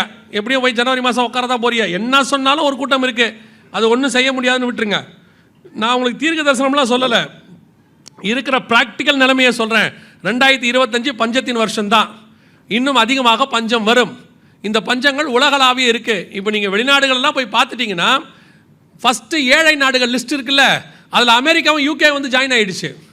ஒரு காலத்தில் அமெரிக்கா நம்பர் 1 பணக்கார நாடு. இன்றைக்கி ஏழை நாடுகள் லிஸ்ட்டில் அமெரிக்கா இருக்குது. அடைக்க முடியாத கடனுக்கு போயிடுச்சு. முந்தநேத்து மட்டுமே எத்தனையோ ட்ரில்லியன் பணம் அவங்களுக்கு ஷேர் மார்க்கெட்டில் அவுட் ஆகிடுச்சு அமெரிக்காவுடையது. இனி அமெரிக்கா எழும்பாது. நேற்று சொன்னதுதான், அதுக்கு பதிலாக வேறொரு வல்லரசு எழும்ப போகுது. கர்த்தர் சொன்னபடி இனி முழுக்க பஞ்சத்தினுடைய நாட்களுக்குள்ளே நாம் போய்கொண்டே இருக்கிறோம். எல்லா பஞ்சமும் வரும், அத்தனையும் நடக்கும். ஆண்டவர் சொன்னபடி எல்லா உணவுப் பொருட்களும் பாதிக்கப்படுகிற காலம். ஆனால் பர்டிகுலராக 2 விஷயத்தை சொல்லியிருக்கிறார் பாருங்க. நம்ம பைபிள் எவ்வளோ பர்ஃபெக்ட்ன்றதுக்கு நான் உங்களுக்கு சொல்கிறேன். அந்த 6வது வசனத்தை திருப்பி வாசிங்க பார்ப்போம். அப்பொழுது ஒரு பணத்துக்கு 1 படி கோதுமை என்றும் 1 பணத்துக்கு 3 படி வார்கோதுமை என்றும் எண்ணெயையும் திராட்சரசத்தையும் சேதப்படுத்தாதே என்று. எவ்வளோ அழகா இருக்கு பாருங்க வசனம். கோதுமை எல்லாம் பாதிக்கப்படுமா? பாதிக்கப்படாத 2 பொருள் இருக்குமா? என்னென்ன பொருள்? எண்ணெய். இன்னைக்கு உலகத்தினுடைய பொருளாதாரத்தை நிர்ணயிக்கிற நம்பர் 1 பொருள் எதுன்னு நினைக்கிறீங்க? ஆயில், கச்சா எண்ணெய். அதுதான் உலகத்தின் இந்த பொருளாதாரத்தை நிர்ணயிக்குது. இதில் பெரிய ஆச்சரியம் என்னென்னா, ஆயில் பூமிக்கடியிலிருந்து எடுத்து ஃபஸ்ட்டு டிக் பண்ணி அந்த கிணறு எடுத்து ஆயிலை சேல்ஸுக்கு கொண்டு வந்தது 1857 கலிஃபோர்னியாவில், அமெரிக்கா. இன்றைக்கி உலகத்திலேயே நம்பர் 1 நாடு சவுதி அரேபியா எண்ணெய் வியாபாரத்தில். அவங்க எடுத்தது 1943 46க்குள்ளே முதல்ல அவங்க வியாபாரத்தை தொடங்குறாங்க. இந்த எண்ணெய் வளம் அப்படிங்கிறது இப்போ ஒரு 125 வருஷமாக தான் இருக்குது. கண்டுபிடிச்சதே 150 வருஷமாக தான். ஆனால் 1900 வருஷத்துக்கு முன்னாடி பைபிள் சொல்லுது, கோதுமை தட்டுப்பாடு இருக்கிற காலத்தில் எண்ணெய் தட்டுப்பாடு இருக்காதுன்னு பைபிள் சொல்லுது. எண்ணெய் சேதப்படாதுன்னு சொல்லுது. எத்தனை துல்லியமான தீர்க்க தரிசனம்! அன்னைக்கு எண்ணெய் பூமிக்கடியிலிருந்து கண்டுபிடிக்கப்படவே இல்லை. எண்ணெய் ஒரு வியாபாரமாகவே இல்லை.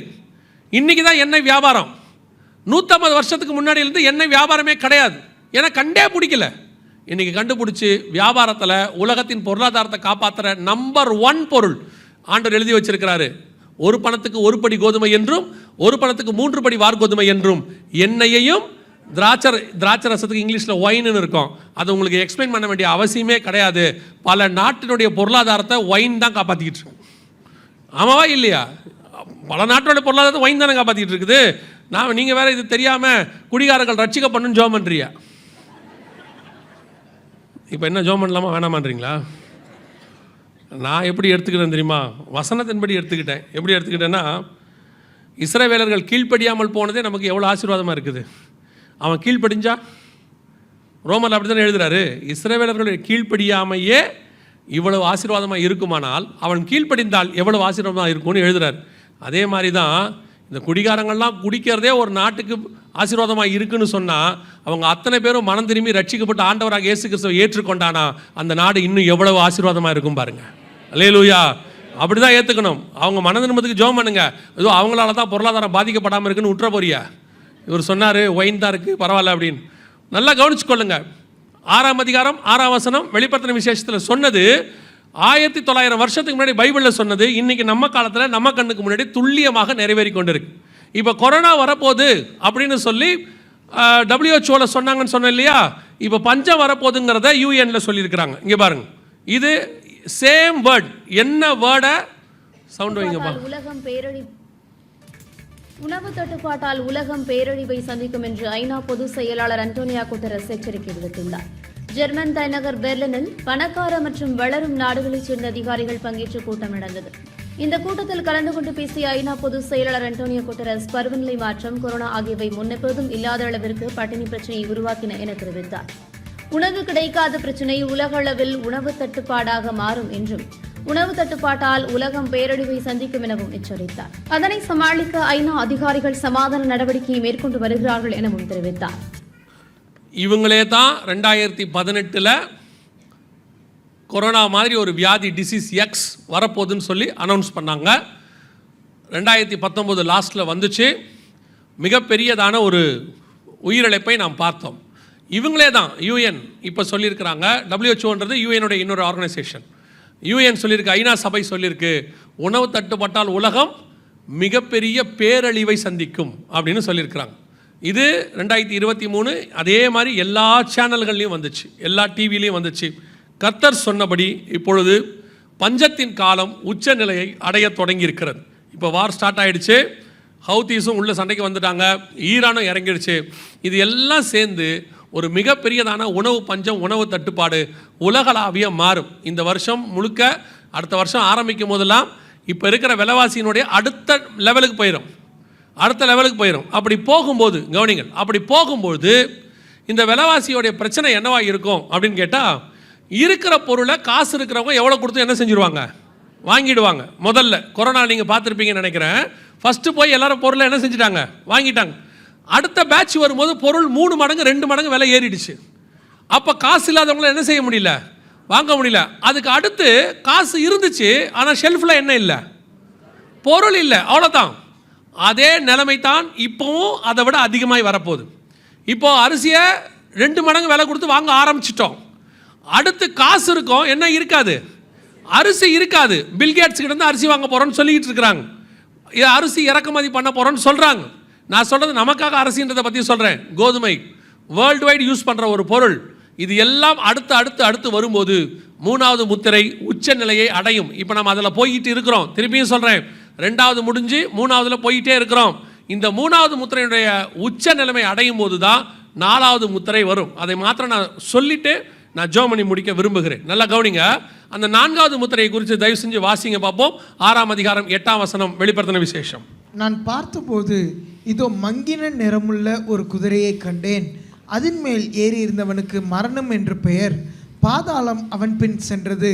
பட்டயத்தினாலும் பஞ்சத்தினாலும் சாவினாலும் பூமியின் துஷ்ட மிருகங்களினாலும் பூமியின் காற்பங்கள் உள்ளவர்களை கொலை செய்யும்படியான அதிகாரம் அவைகளுக்கு கொடுக்கப்பட்டது. இப்போ அடுத்து வரக்கூடிய மிகப்பெரிய ஒரு உயிர் சேத்தை பற்றி பைபிள் சொல்லுது. மிகப்பெரியதான பேரழிவு பஞ்சத்துக்கு அடுத்து. இயேசு சொன்னார் தெரியுமா?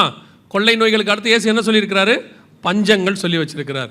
இப்போ பஞ்சத்துக்கு அடுத்து அதுக்கு கீழே நீங்கள் வாசிக்கிட்டே வந்தீங்கன்னா பூமி அதிர்ச்சிகள் எல்லாத்தையும் இயேசு சொல்லுவார். இப்போ நல்லா கவனிச்சு பாருங்க. இப்போ நடந்துட்டு இருக்கிற இஸ்ரேல் ஹவுத்தீஸ் பிரச்சனையில் பஞ்சம் உச்சத்துக்கு போன பிறகு உலகளாவிய 3rd வேர்ல்டு வார் ஸ்டார்ட் ஆகும். அங்கே தான் முதலாவது 4 வகையான மரணம் சொல்லப்பட்டிருக்கிறது. ஒன்று பட்டயத்தினாலும் அப்படின்னு இருக்கு. World wide world war start ஆகும், 3rd வேர்ல்டு வார். நம்ம அதை பற்றி 2 நாள் பார்த்துட்டோம். அதை அடுத்து பட்டயத்தினாலும், 2வது பஞ்சத்தினாலும் இந்த பஞ்சம் உச்ச நிலையை அடையும். 3வது சாவினாலும் அப்படின்னா இங்கிலீஷில் என்ன இருக்குன்னா பெஸ்டிலன்சஸ் அப்படின்னு இருக்குது, அதாவது வியாதி கொள்ளை நோய்களினாலும். அடுத்து 4வது துஷ்ட மிருகங்களினால் உண்டாகிற மரணம். 4 வகையான மரணம் பூமியிலே வரப்போகுது. கொள்ளை நோய், பஞ்சம், இயற்கை பேரழிவு, அதோடு கூட யுத்தம்.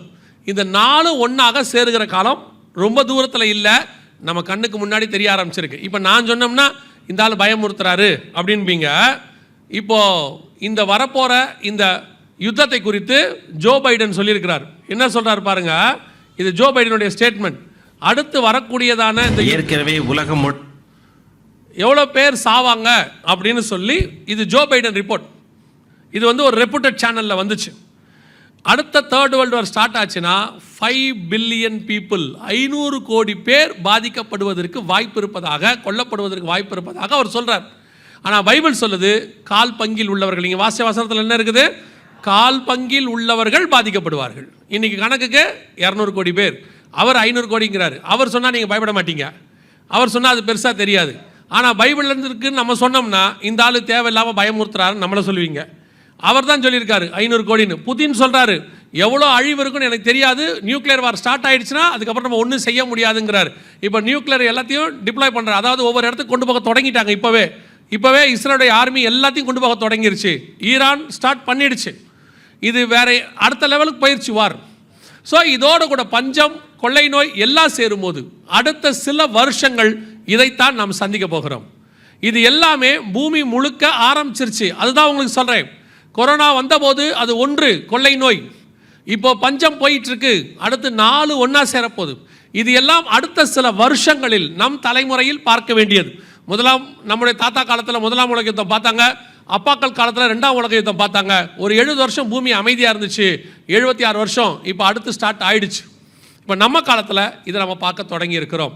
சரி, இவ்வளவு நடக்குது, நாம் என்ன செய்யணும் அப்படின்னு சொன்னால் ஒரு வசனம் வாசிங்க, அதிலிருந்து ஆண்டவர் நமக்கு என்ன பாதுகாப்பு தரான்னு உங்களுக்கு சொல்கிறேன்.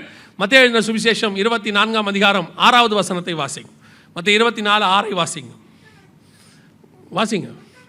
யுத்தங்களையும் யுத்தங்களின் செய்திகளையும் கேள்விப்படுவீர்கள், கலங்காதபடி எச்சரிக்கையா இருங்க. கலங்காதபடி. அப்போ நல்லா கவனிங்க, யுத்தத்தை பற்றி கேட்கும் போது என்ன செய்யக்கூடாது, அது எப்படி கலங்காமல் இருக்கணும்? 500 கோடி பேர் சாவாங்கன்னு ஜோ பைடன் சொல்கிறாரு, அல்லது பெரிய உயிரிழப்பை ஏற்படுத்தும் புதின் சொல்கிறாரு. கண்களுக்கு முன்பாக பஞ்சம் போய்கிட்டே இருக்குது, கொள்ளை நோய் ஒரு பக்கம். இப்போ இவங்க ஐநாவில் சொல்லியிருக்கிறாங்க கொரோனாவை விட மோசமான வைரஸ் ஒன்று என்ன செய்ய போதான் வரப்போகுது, 20 மடங்கு சக்தி வாய்ந்தது வரப்போகுதுன்னு சொல்லியிருக்கிறாங்க. இப்போ நியூக்ளியர் வாருக்கு பூமி ஸ்டார்ட் ஆகிடுச்சு. பஞ்சம் ஒரு பக்கம், கொள்ளை நோய் ஒரு பக்கம், வார் ஒரு பக்கம், எல்லாம் நடந்துக்கிட்டு தான் இருக்குது.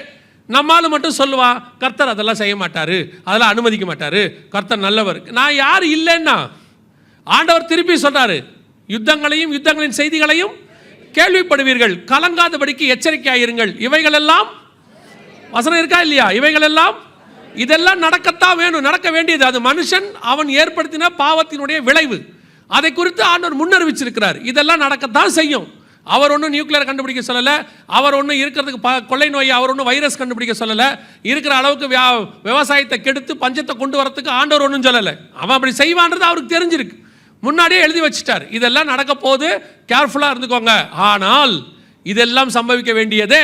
ஒரு கூட்டம் உங்களுக்கு என்ன சொல்லும், கர்த்தர் கிருபை உள்ளவர், இரக்கம் உள்ளவர், அதெல்லாம் செய்ய மாட்டார், அனுமதிக்க மாட்டார். இப்போ ஒரு புதுசாக ஒன்று சொல்லிக்கிட்டு இருக்கிறாங்க எல்லாரும். நினிவேக்கு இறங்கின தேவன் என்ன செய்வார், நமக்கும் இறங்குவார். நான் அந்த வார்த்தையை அப்படியே ஏற்றுக்கிறேன், எனக்கு எந்த மாற்று கருத்தும் இல்லை. நினிவேக்கு இறங்கின தேவன் நமக்கும் இறங்குவார். நீங்கள் நினிவே ஜனங்க மாதிரி ஜோம் பண்ணுவீங்களா? உங்களால் முடியுமா? தேவன் இறங்க ரெடி. நினிவே ஜனங்க எப்படி ஜோம் பண்ணாங்க? ராஜாலேருந்து நாய்க்குட்டி வரைக்கும் எப்படி ஜோம் பண்ணாங்களாம்? ரட்டு உடுத்தி சாம்பலில் உட்காந்து இரவும் பகலும் 40 நாள் என்ன செஞ்சாங்களாம்? புசியாமலும் குடியாமலும். எங்கே வாங்க பார்ப்போம். உங்களை ஃபாஸ்டிங் ப்ரேயர் வர வைக்கிறதுக்கு நாங்கள் முடிவில் போட வேண்டியிருக்கு, முடிவில் உணவு வழங்கப்படும்னு. ஃபாஸ்டிங் ப்ரேயர் வர வைக்கிறதுக்கு கீழே என்ன போடுறோம்? முடிவில் உணவு வழங்கப்படும். அப்படி தானே போடுறோம். அப்படி இருக்குமோ, அப்படி இருந்தால் தானே நீங்கள் என்ன செய்கிறீங்க, வரேன்றீங்க. அப்புறம் என்ன செய்யறது? 5 மணிக்கு நாங்கள் ஜபத்தை வச்சா கீழே போண்டா போட வேண்டியிருக்கு. இல்லைனா நீங்கள் சாப்பாடுக்கு வழி இல்லைன்ட்டு வரமாட்டீங்கன்ட்டு. உங்களை வர வைக்கிறதுக்கே இந்த மாதிரி எதையாவது காட்டினா தானே வரேங்கிறிய. அப்புறம் நினிவேக்கு இறங்கின ஜெபம் நமக்கு இறங்குவார்னா நினிவே ஜனங்க மாதிரி ஜெபம் பண்ணணும்ல. உபவாச ஜெபத்தை கூப்பிட்டு பாருங்க, வரமாட்டாங்க. ஏன் பிரதர் ஃபாஸ்டிங் ப்ரேயர் வரலையா? சுகர் கையெல்லாம் உதறுது. 12 மணிக்கு மேலே நம்மளால் ஒன்றும் முடியாது. ஆனால் சொல்கிறது மட்டும், நினிவேக்கு இறங்கின தேவன் எனக்கும் இறங்குவார் மாட்டார். நீங்கள் அந்த மாதிரி ஜெபம் பண்ணுங்க, இறங்க போகிறாரு. சர்ச்சுக்கு வரும்போது பயணியாக கூட்டிகிட்டு வர மாட்டீங்க, சர்ச்சுக்கு வரும்போது பிள்ளைகளை கூப்பிட்டு வர மாட்டீங்க. எங்கே உங்கள் பசங்களை காணோம்? நீட்டுக்கு படிக்கிறாங்க. உங்களுக்கு நினிவே ஜனங்க மாதிரி நீங்கள் வருவீங்க. அவன் மரணம் வரப்போது தெரிஞ்ச உடனே பிள்ளைகள் வரைக்கும் புசியாமல் குடியாமல் இருந்தாங்கன்னு பைபிளில் சொல்லுது. நீங்கள் சர்ச்சுக்கே பையனை வராமல் நீட்டுக்கு அனுப்பிக்கிட்டு இருக்கிறீங்க. கேட்டு பாருங்க, கர்த்தருக்கு எல்லாம் தெரியும், ஆண்டவர் பார்த்துப்பார். ஆனால் நீட் எக்ஸாமுக்கு சண்டே வச்சோன்னே ஜபத்தோடு போனோம். ஆனால் அழிவு வரும்போது பையனை பத்திரமா பார்த்துக்கணும். இது என்ன அநியாயம் பாருங்க. நீங்கள் செய்கிறதெல்லாம் செஞ்சுக்கிட்டே இருப்பீங்க, கர்த்தர் மட்டும் மன்னிச்சுக்கிட்டே இருக்கணும். அப்படி தானே? நல்லா தெரிஞ்சுக்கொள்ளுங்க, இவைகள் எல்லாம் சம்பவிக்க வேண்டியதே, நடக்கும், நடக்காமல் போகாது. ஆனால் ஒன்று மட்டும் கர்த்தர் சொல்கிறாரு, கலங்காதபடிக்கு எச்சரிக்கையாயிருங்க, பயப்பட மட்டும் செய்யாதீங்க. அது எப்படிங்க பயப்படாமல் இருக்கு? இது எல்லாம் வெளியில் நடக்கிற அடையாளம். இது எதுவும் தேவனை உண்மையாய் தேடுகிற தேவ ஜனங்கள் வீட்டுக்குள் வராதபடி பாதுகாக்க கர்த்தர் வல்லமை உள்ள தேவனாய் இருக்கிறார். இதுக்கு தான் சொன்ன விசுவாச வார்த்தையை படிக்கணும்னு. அது எப்படிங்க? சிலருக்கு ஒரு கொஸ்டின் மைண்டில் ஓடும், எல்லாருக்கும் நடக்கும்போது நமக்கு மட்டும் எப்படி அது நடக்காது. இஸ்ரவேல் முழுக்க பஞ்சம் வந்து குதிரைக்கே புல்லு கிடைக்காத போது எலியா வீட்டுக்குள்ள எண்ணெயும் மாவும் நிறைய இருந்துச்சான். எப்படி இருந்துச்சு? அவ்வளோதான். வர்த்திக்க பண்ணுகிற தேவன் ஒருவர் இருக்கிறார். நான் விசுவாசிக்கிறவர் இன்னார் என்று அறிந்திருக்கிறேன். இப்போ நான் போன உடனே விலைவாசி இறங்கிடுமா? பெட்ரோல் பங்கில் போய் நீங்கள் நிற்கிறீங்க, நின்ன உடனே என்ன சொல்ல போகிறாங்க? இதோ பரிசுத்தவான் வந்திருக்கிறார், இதோ ஒரு முகத்தில் ஒரு நீதி தெரிகிறது, அவர் தலைக்கு பின்னால் ஒரு ஒளிவட்டம் இருக்கிறது, இவருக்கு பெட்ரோல் 40 ரூபாய் சொல்லவா போகிறான்? கிடையாது. அவங்களுக்கு 100னா நமக்கு 105 கேட்பான். ஏன் 105 கேட்பாங்க தெரியுமா?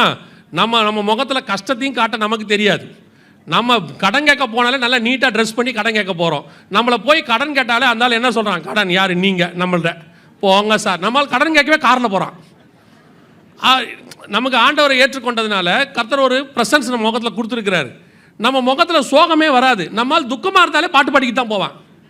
பார்க்குறவனுக்கு எப்படி இருக்குன்னு தெரியுமா? எவ்வளோ சந்தோஷமாக பாட்டு பாடிக்கிட்டு போகிறான் பாரு. நம்மளே துக்கத்தில் பாடிக்கிட்டு போகிறோம். ஆனால் அவனுக்கு என்ன தோணுது தெரியுமா? என்ன சந்தோஷம் இருந்தால் அவன் பாடிக்கிட்டு போவான் அப்படிங்கிறான். அதனால் உங்களுக்கு எனக்கும் உலகம் எதையும் குறைக்க போகிறதும் இல்லை, விலைவாசி இறங்க போகிறதும் இல்லை. அது இருக்கும். ஆனால் கர்த்தர் ஒன்று செய்வார், எவ்வளவு ஏறினாலும் அதை வாங்கும்படி கர்த்தர் நம்முடைய கரங்களை பலப்படுத்துவதற்கு வல்லமை உள்ளவராக இருக்கிறார். கர்த்தர் ஒரு நாளும் நம்ம விட்டு கொடுக்கிற தேவனே கிடையாது. நான் கொரோனாவில் ஒரே ஒரு சாட்சி சொல்லி முடிக்கிறேன். நான் கொரோனாவில் என்னை கர்த்தர் போஷித்த விதத்தை நான் சொல்லுவேன். நான் வந்து ஒரு எவாஞ்சலிஸ்ட். இந்த மாதிரி சபைகளுக்கு வந்து பேசினா தான் உண்டு. திடீர்னு 6 மாதம் சர்ச்சு மூடிட்டாங்க. மூடின பிறகு எங்களுக்கு சர்ச்சில் கூப்பிட்டா தானே இந்த மாதிரிலாம் நடக்கும். சபையே இல்லை. எப்படி எனக்கும் சர்ச்சு கிடையாது, மீட்டிங்கும் கிடையாது. அப்படி இருக்கும்போது எனக்கு எப்படி ஆஃபரிங்? வீட்டுக்கு வாடகை கட்டணும், கரண்ட் பில் கட்டணும், எவ்வளோ பிரச்சனை எனக்கு இருக்குது. அவ்வளோ இருக்கும்போது என்ன செய்யணும் அப்படின்னு சொல்லி யோசித்த போது கர்த்தர் என்னை யோசிக்கவே விடலை. ஆண்டவர் சொன்னார், நீ பாட்டு ஆன்லைனில் என்ன பண்ணணுமோ அதை என்ன செஞ்சிட்டே இரு. நான் சொல்லுவேன், எலியாவுக்கு காலையும் மாலையும் காக்கா வந்தா மாதிரி எங்கிருந்து வந்துச்சுன்னே தெரியாது. முன்ன பின்ன நான் பார்க்காத எத்தனையோ பேர் ஜிபேல அக்கௌண்ட்டில் அங்கேருந்து காலையும் மாலையும் போட்டுக்கிட்டே இருந்தாங்க. யார் போட்டாங்க என்ன போட்டாங்கன்னே தெரியாது. இவங்க யாருமே கொரோனாவுக்கு முன்னாடி போடல, அதான் முக்கியம். இவங்க எங்கே இருந்தாங்கன்னே தெரியாது. இந்த காக்காலாம் எங்கே இருந்துச்சுன்னே தெரியாது. வந்து போட்டுக்கிட்டே இருந்துச்சு. செப்டம்பர் மாதம் வரைக்கும் போடுது. நமக்கு மனசுக்கு சந்தோஷமாக இருக்குது. ஆண்டவரை இப்படியே போகட்டும். வீட்டில் உட்காந்தோமா, மீட்டிங்கை முடித்தோமா, அக்கௌண்ட்டில் வந்துச்சா, எடுத்தோமா, செலவு பண்ணோமா. ஆண்டவர் சொன்னார், கேரித்தாண்ட கரையில் உட்காந்தது போதும் ஏஞ்சி நட. நம்ம எப்போவுமே எப்படி தெரியுமில்ல, ஒரு இடத்துல உட்காந்து பழக்கப்பட்டுட்டோம்னா அடுத்து படுக்கத்தானே பார்ப்போம். ஆண்டவர் சொன்னார், நீ இது உனக்கு நான் ஏன்னா எனக்கு வந்து எப்போவுமே ஒரு உண்மையில் சொல்கிறேன், எனக்கு ஒரு ஸ்பிரிச்சுவல் பெருமை உண்டு. என்ன பெருமை உண்டுன்னா, எல்லா வாரமும் மீட்டிங்க்கு போவேன். ஸோ எனக்கு தேவையானதை கர்த்தர் கொடுத்துட்றாரு. யாருக்கிட்டையும் கேட்டதே கிடையாது, கர்த்தர் கொடுத்துருவாரு. கடன் கிடையாது, தேவையை சந்திக்கிறாரு. சந்தோஷமாக இருக்கிறேன். அதனால் என்னை பொறுத்த வரைக்கும் எல்லா வாரமும் மீட்டிங் இருக்கணும். கேன்சல் ஆனால் தான் டென்ஷன் ஆயிடுவேன் நான். ஐயோ 4 வாரத்தில் 1 கேன்சல் ஆகி போச்சு, அடுத்த வாரம் வாடகை கட்டணுமே, இப்படி யோசிப்பேன். அப்போது கொரோனா நேரத்தில் 6 மாதமும் கேன்சல். அப்போ ஆண்டவர் சொன்னார், நீ ஓடுகிறதுனால தான் பிழைக்கிறாய் என்று நினச்சி கொள்ளாத, உன்னை உட்கார வச்சு சாப்பாடை போடவும் என்னால் முடியும். ஆனால் இப்போ உட்காராத ஏஞ்சி ஓடுனாரு. இப்போவும் சொல்கிறேன், நம் தேவனாகிய கர்த்தர் தேவைப்படும் போது கேரித்தாற்றங்கரையில் உட்கார வைத்து சாப்பாடு போடவும் வல்லமை உள்ளவராய் இருக்கிறார். தேவைப்பட்டால் சாப்பாடு போட்டு 40 நாள் இரவும் பகலும் நடக்க வைக்கவும் வல்லமை உள்ளவராய் இருக்கிறார். இன்னும் சொல்கிறேன், உலகம் முழுக்க பஞ்சம் வரும், அது 3ஆம் உலக யுத்தம், பட்டயம் வரும், கொள்ளை நோய் வரும். இது எதுவும் உங்களையும் என்னையும் சேதப்படுத்தாதபடி பாதுகாக்கிற தேவன் ஒருவர் இருக்கிறார். கொரோனாவில் என்னை பாதுகாத்த ஆண்டவர் உங்களையும் பாதுகாக்க வல்லமை உள்ளவராய் இருக்கிறார். நான் சொல்கிறேன், இன்னைக்கு நிற்கிறேன், நின்று கொண்டிருப்பதுக்கு கர்த்தர் ஒரு பெரிய காரணம். அந்த தேவன் இன்னும் ஜீவனோடு கூட இருக்கிறார். எப்படிங்க நடக்கும்? நீ விசுவாசித்தால் தேவனுடைய மகிமையை காண்பாய். சிலர் உலகம் என்ன சொல்லும், எப்படி நடக்கும் ப்ராக்டிக்கலாக சொல்லுங்க, அதுக்கு ஒரு ஃபார்முலா சொல்லுங்க, ஒரு இப்படி நடக்கும்னாவது சொல்லுங்க. ஆண்டவர் சொல்லாரு, நீ காற்றையும் காண மாட்டாய், மழையையும் காண மாட்டாய், தேசம் தண்ணீரால் நிரப்பப்படும். காரணம், கர்த்தர் சர்வ வல்லமை உள்ள தேவன். அவர் தேவைப்பட்டா கையளவு மேகத்தை பெருமழையா மாற்றவும் வல்லமை உள்ளவர். மேகமே இல்லாமல் மழையை கொண்டு வருவதற்கும் அவர் வல்லமை உள்ளவராய் இருக்கிறார். அல்லேலூயா. இனி கண்டிப்பாக முடிவு காலத்தை நோக்கி உலகம் போயிடுது. அவைகளுக்கு நடுவில் உங்களையும் என்னையும் மறந்து காக்கிற பட்சியை போல கர்த்தர் பாதுகாப்பார். இவைகளுக்கு நடுவில் வருகையும் வரும், எப்போ வேணாலும் வரும். நீங்கள் உடனே இன்னைக்கு சொல்லிட்டு போறாரு நாளைக்கு வரும்னு நினைக்காதீங்க. எப்போ வேணாலும் வரும். வருவதற்கு ஆயத்தப்படுகிற காலம் தான் நமக்கு இருக்கிறது. நமக்கு வேற காலமே இல்லை. நம்மளை பொறுத்த வரைக்கும் அவர் சந்திக்க ஆயத்தப்படணும். மற்றபடி நடக்க வேண்டிய சம்பவங்கள் எல்லாம் நடந்து கொண்டே இருக்கும். இவைகளுக்கு நடுவில் ஒவ்வொரு நாளும் எப்போ ஆண்டவர் வருவார் என்பது எதிர்பார்ப்பு மட்டும் சபைக்கு இருக்கணும். அல்லேலூயா. நேற்று சொன்ன காரியத்தை நான் சொல்லி முடிக்கிறேன். இந்த வருகையில் நான் போகணும், கைவிடப்பட்ட கூட்டத்தில் இருக்கக்கூடாது, இவ்வளவும் சம்பவிக்குது. இதையெல்லாம் சொன்ன இயேசு வருவேன்னு சொன்ன வாக்கு தத்தமும் என்ன செய்யும், நிறைவேறும். அவர் இவ்வளோ, ஏன்னா அவர் சொன்ன 100ல் 99 நடந்துட்டா 100வது என்ன செய்யும், நடக்க தான் செய்யும். ஸோ இதையெல்லாம் சொன்ன இயேசு திரும்பி வருவேன் என்று வாக்கு பண்ணியிருக்கிறார். சீக்கிரம் வருவேனார். அப்போ அந்த வருகையில் போகிறதுக்கு நான் என்ன செய்யணும்? 7 காரியங்கள் செய்யணும். நேற்று சொன்னேன், இன்றைக்கும் நான் சொல்லிட்டு முடிச்சிடறேன் நேற்று வராதவங்களுக்காக. முதலாவது, இயேசு கிறிஸ்துவின் ரத்தத்தினாலே பாவ மன்னிப்பின் நிச்சயத்தை பெற்றிருக்க வேண்டும். இயேசு என் பாவத்தை மன்னிச்சாருங்கிற நிச்சயம் வேணும். இயேசு வந்து மதம் மாற சொல்ல, பேர் மாற்ற சொல்ல, எதையும் சொல்ல.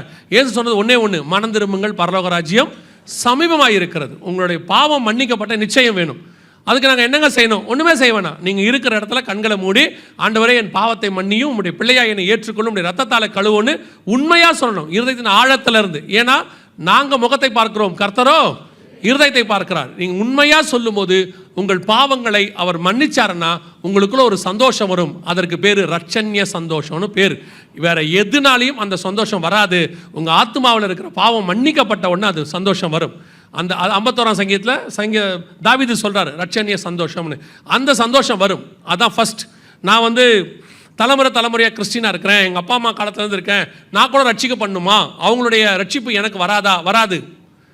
எப்படி அவங்க சாப்பிட்ற சாப்பாடு அவங்களுக்கு தானோ, அவங்க ரட்சிப்பு அவங்களுக்கு தான். உங்கள் ரட்சிப்பு உங்களுக்கு. நீங்கள் சின்ன பிள்ளையாக இருக்கிறீங்க, குழந்தையாக இருக்கிறீங்கன்னா அது வேறு. இப்போ நீங்கள் வளர்ந்து பாவம் செய்கிற இடத்துக்கு வந்துட்டீங்க. அப்போது அந்த பாவ மன்னிப்பு உங்களுக்கு உரியது. ஒருவன் தன் பாவங்களை அறிக்கை செய்து விட்டு விடுவான் ஆகிய அவன் தேவனிடத்தில் இரக்கம் பெறுவான். 2வது, பிதா குமாரன் பரிசுத்தாவின் நாமத்தினாலே தண்ணீரில் மூழ்கி ஞானஸ்தானம் எடுத்துருக்கணும். ஏன்னா விசுவாசம் உள்ளவனாகி ஞானஸ்தானம் பெறுகிறவனே ரட்சிக்கப்படுவான். ஞானஸ்தானம் எடுக்காமல் ரட்சிக்கப்பட முடியாது. காரணம் என்னென்னா, பழையவைகள் எல்லாம் ஒளிந்து போயின, எல்லாம் புதிதாயினங்கிறதுக்கு அடையாளம் தான் ஞானஸ்தானம். அதாவது உலகத்துக்கும் பரலோகத்திற்கும் பாதாளத்துக்கும் நம்ம சாட்சி கொடுக்குறோம். நான் பழைய காரியங்களுக்கு மரித்து விட்டேன், நான் புது மனுஷனாய் மாறிவிட்டேன். இதுதான் நம்ம செய்கிறோம். அந்த ஞானஸ்தானத்தை எடுக்கணும். நான் குழந்தையில் எடுத்தேன், சின்ன வயசில் எடுத்தேன், கொடிக்கு கீழே கொடுத்தாங்க, அங்கே கொடுத்தாங்க, இங்கே கொடுத்தாங்க, எதையும் பைபிள் சொல்லலை. பைபிள் சொல்கிற ஒரே ஞானஸ்தானம் தண்ணியில் மூழ்கி எடுக்கிற ஞானஸ்தானம்.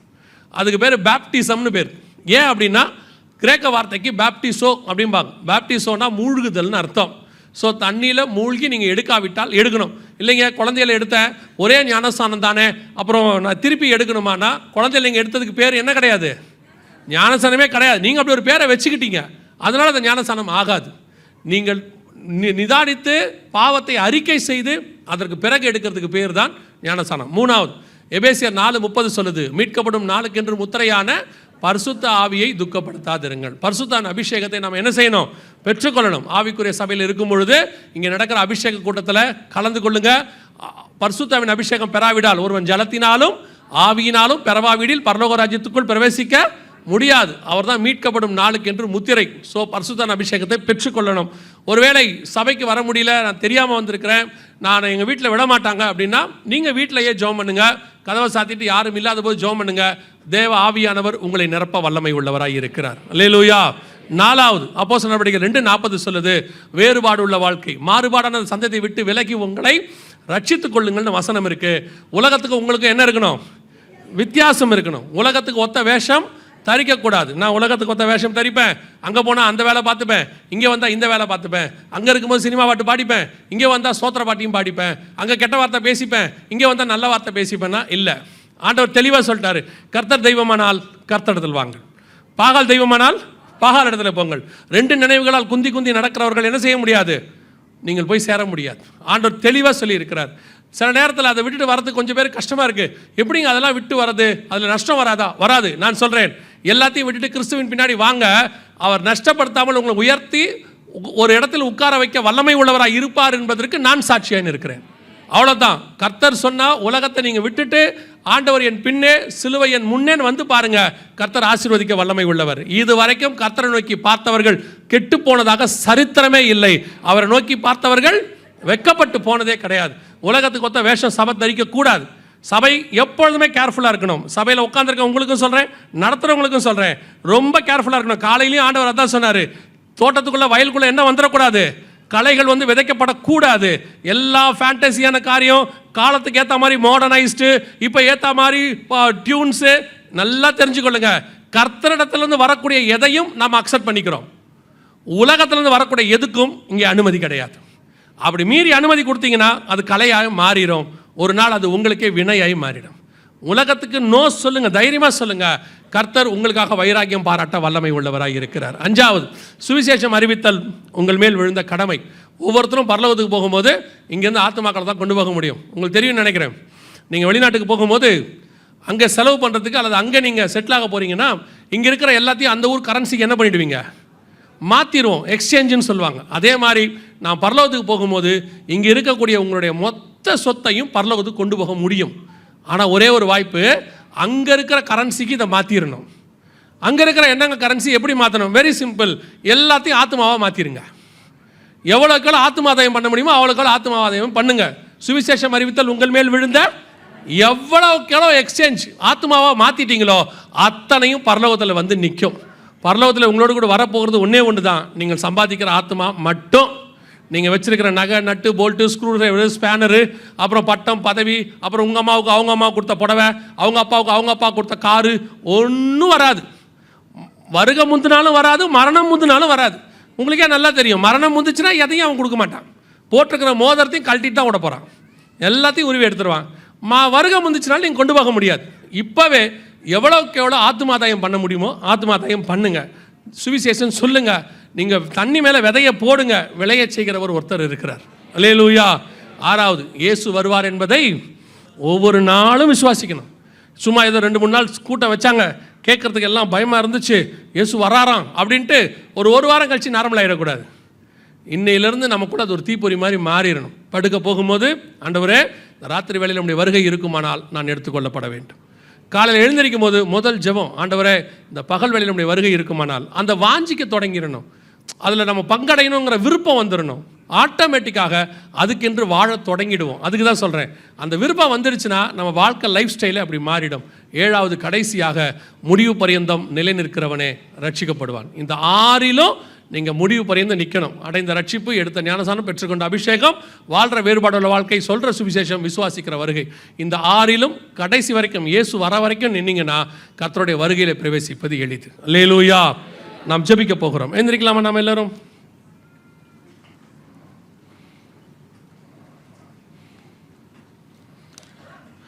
எல்லாம் கண்களை மூடுவோம். ஒரு 5 நிமிஷம் மாத்திரம் நான் பாஸ்டர் கையில் கொடுக்குறேன், அவங்க தொடர்ந்து நடத்துவாங்க. ஒரு 5 நிமிஷம் மாத்திரம். இன்னைக்கு இயேசு கிறிஸ்துவினுடைய வருகை சம்பவிக்கும் போது நானும் என் வீட்டாரும் இந்த வருகையில் பிரவேசிப்போங்கிற நிச்சயம் எத்தனை பேருக்கு இருக்கிறது? உங்கள் ஆவி, ஆத்மா, சரீரத்தை கர்த்தருக்கு முன்பாக அவருடைய வெளிச்சத்தில் ஆராய்ந்து பாருங்கள்.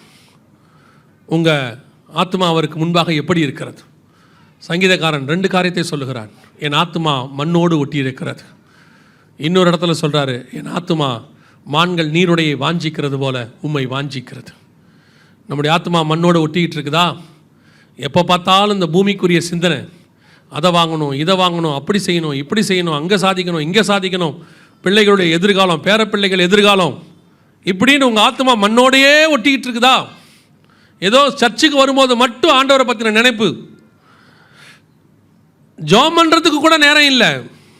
நான் சொல்கிறது உண்மை. நிறைய விசுவாசி முழங்கால் போட்டு ப்ரேயர் அவர்னு ஒன்று கிடையவே கிடையாது. நிறைய விசுவாசிக்கு கேட்டால் பிஸி, நிறைய வேலைங்க, ரொம்ப பிஸியாக ஓடுறோம். ஆனால் உங்கள் பிஸி ஷெட்யூலில் வேறு எதுக்குமே நீங்கள் குறை வைக்கலை. பிஸி ஷெட்யூலில் சாப்பிட்றத நிறுத்தி இருக்கிறீங்களா? பிஸி ஷெட்யூலில் ட்ரெஸ் பண்ணுறதை நிறுத்தி இருக்கிறோமா? பிஸி ஷெட்யூலில் ஆஃபீஸ் போகிறத நிறுத்தி இருக்கிறோமா? பிஸி ஷெட்யூலில் வாட்ஸ்அப் பார்க்குறத நிறுத்தி இருக்கிறோமா? பிஸி ஷெட்யூலில் ஃபேஸ்புக், யூடியூப் பார்க்குறத நிறுத்தி இருக்கிறோமா? எல்லா வேலையும் ரொட்டீனாக நடக்குது. ஆனால் பைபிள் வாசிக்கும் ஜெபம் பண்ண மட்டும் நேரம் இல்லை. காரணம் பிஸி. நீங்கள் பிஸி கிடையாது, நீங்கள் கர்த்தரை விட்டு அவாய்ட் பண்ணுறீங்க. கர்த்தரை உங்களை விட்டு நீங்கள் இவ்வளோ தூரம் ஆசீர்வாதமாக இருக்கிறதுக்கு தேவன் தான் காரணம், அது உங்களுக்கும் தெரியும். ஆனால் கர்த்தருடைய நேரம் எங்கே? கர்த்தருக்கு கொடுக்க வேண்டிய நேரம் எங்கே? கணவன், மனைவி, பிள்ளைகள் எல்லாம் பிஸி. பிள்ளைகள் படிப்பில் பிஸி, கணவன் வேலையில் பிஸி, மனைவி வேலையில் பிஸி, வீட்டு வேலையில் பிஸி. ஆனால் குடும்பமாக உட்காந்து அரை மணி நேரம் உட்காந்து ஜெபம் பண்ண முடியாது, ஃபேமிலி ப்ரேயர் முடியாது. ஆனால் ஆசை மட்டும் இருக்குது. ஆண்டவர் வரும்போது அப்படியே குடும்பமாக எடுத்துக்கொள்ளப்பட்டு மேலே போகணும். கவனித்து பாருங்கள், எல்லாம் வாசப்படி வரைக்கும் வந்துடுச்சு. இனி உங்கள் குடும்பம் பரலோகத்தில் இருக்கிறதும் இருக்காததும் உங்கள் கையில் தான் இருக்குது.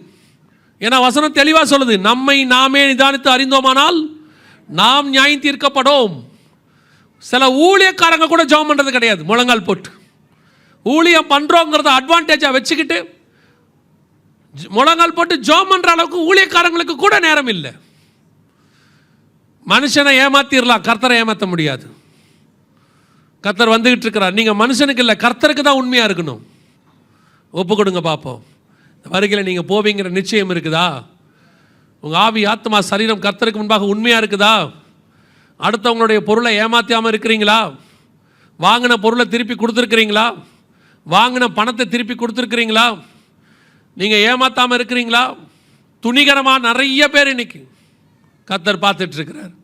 நீ எல்லாரையும் ஏமாற்றிட்டு தசமாக காணிக்க கொண்டு வந்து காணிக்க பெட்டியில் போட்டுட்டீங்கன்னா பரலோகத்துக்கு கூட்டிகிட்டு போயிடுவார்னு கனவுல கூட நினைக்காதீங்க. ஆண்டவர் தெளிவாக சொல்கிறார், உன் சகோதரனோடு கூட குறை உண்டானால் உன் காணிக்கையை பலிபீட தண்டையில் வைத்து விட்டு போய் முதலில் அவனோடு கூட ஒப்புரவாக்கு. மத்திய 5 சொல்கிறார். சரி பண்ணாமல் பரலோகத்துக்கு போகவே முடியாது. ஆண்டவர் வருகிற காலம் மிக சமீபம். அவர் வாசப்படியில் நின்று கதவை தட்டி கொண்டிருக்கிறார். டெக்னாலஜி வளர்ந்துருச்சு, சயின்ஸ் வளர்ந்துருச்சு, சேட்டிலைட் விட்டுட்டாங்க, வாட்ஸ்அப் வந்துருச்சு. இதெல்லாம் கடைசி 20 வருஷம். ஆனால் 2000 வருஷமாக கர்த்தர் சொன்ன வார்த்தைகள் தான் நிறைவேறிக்கிட்டு இருக்கு. இன்னும் நிறைவேறும். இந்த டெக்னாலஜி எல்லாம் ஒரு நாள் ஒழிந்து போகும். கர்த்தருடைய வார்த்தை ஒரு நாளும் ஒழிந்து போகாது. பல சாம்ராஜ்யங்கள் காணாம போச்சு. அலெக்சாண்டர் சாம்ராஜ்யம், நேபுகாத்நேச்சார் சாம்ராஜ்யம், ரோம சாம்ராஜ்யம், சாம்ராஜ்யங்கள் காணாம போச்சு. ஆனால் கர்த்தருடைய வார்த்தை இன்னைக்கும் நிலை நிற்கிறது. அசட்டா பண்ணிடாதீங்க. சும்மா கையில் இருக்கிற ஸ்மார்ட் ஃபோனில் இருக்கிற 4 ஆப்பை தெரிஞ்சுக்கிட்டதுனால பரலோகத்துக்கு போயிடலான்னு நினச்சிடாதீங்க. கடவுள் இல்லைங்கிற முடிவுக்கு வந்துடாதீங்க. ஒரு சேட்டலைட் பாதிக்கப்பட்டால் உன் கையில் இருக்கிற ஃபோன் வேஸ்ட். 10 சேட்டலைட் பாதிக்கப்பட்டால் அன்றைக்கி உன் லைஃபே அன்றைக்கி ஸ்தம்பிச்சு போயிடும். மைக்ரோசாஃப்டில் கொஞ்சம் பிரச்சனை வந்துச்சு, உலகமே ஸ்தம்பிச்சு போச்சு. டெக்னாலஜியை நம்பாதீங்க, கர்த்தரை நம்புங்க. டெக்னாலஜி கைவிடும், கர்த்தர் ஒரு நாளும் உன்னை கைவிட மாட்டார். ஒப்பு கொடுத்து ஜெபம் பண்ணுங்க பார்ப்போம். கர்த்தருக்கு முன்பாக எப்படி இருக்கிறீங்கன்றதை மட்டும் பாருங்கள். யாரை பற்றியும் யோசிக்காதீங்க. உங்கள் இருதயம் கர்த்தருக்கு முன்பாக எப்படி இருக்கிறது, உங்கள் ஆவி, ஆத்மா, சரீரம் எப்படி இருக்கிறது, அதான் முக்கியம். நீங்கள் ஒரே ஒரு நிமிஷம் எடுத்துக்கொள்ளுங்க. ஒருவேளை உங்களுடைய மனசாட்சி, உங்களுக்குள்ள இருக்கிற ஆவியானவர் நீங்கள் தேவனை விட்டு தூரம் இருக்கிறத உணர்த்துவார்னா இது ஒப்புரவாகிறதான ஒரு நேரம். ஒருவேளை கர்த்தருடைய வருகை ராத்திரியில் இருக்குமானால் இந்த ஜெபம் மிக முக்கியமான ஒரு ஜெபம். உங்களை காப்பாற்றி பரலோகத்துக்கு கூட்டிகிட்டு போகிறதுக்கு இந்த ஜெபம் ரொம்ப உதவும். இப்போது நீங்கள் தேவனோடு கூட ஒப்புரவாகுங்க. ஒரே ஒரு நிமிஷம் அமைதியாக என்ன காரியம் இருந்தாலும் ஒப்பு கொடுங்க ஆண்டவர்கிட்ட. அறிக்கை செய்து விட்டு விட்டால் தேவனிடத்தில் இரக்கம் பெறுவான்னு இருக்கு. மறைக்கிறவனோ வாழ்வடைய மாட்டான். ஒப்பு கொடுப்போமா? அதே நேரத்தில் எல்லா கண்களையும் மூடி இருப்போம். ஒரே ஒரு கேள்வியை மாத்திரம் கேட்டு நான் ஜெபித்து முடிக்க விரும்புகிறேன். நான் இன்னும் தண்ணியில் மூழ்கி ஞானஸ்நானம் எடுக்கவில்லை.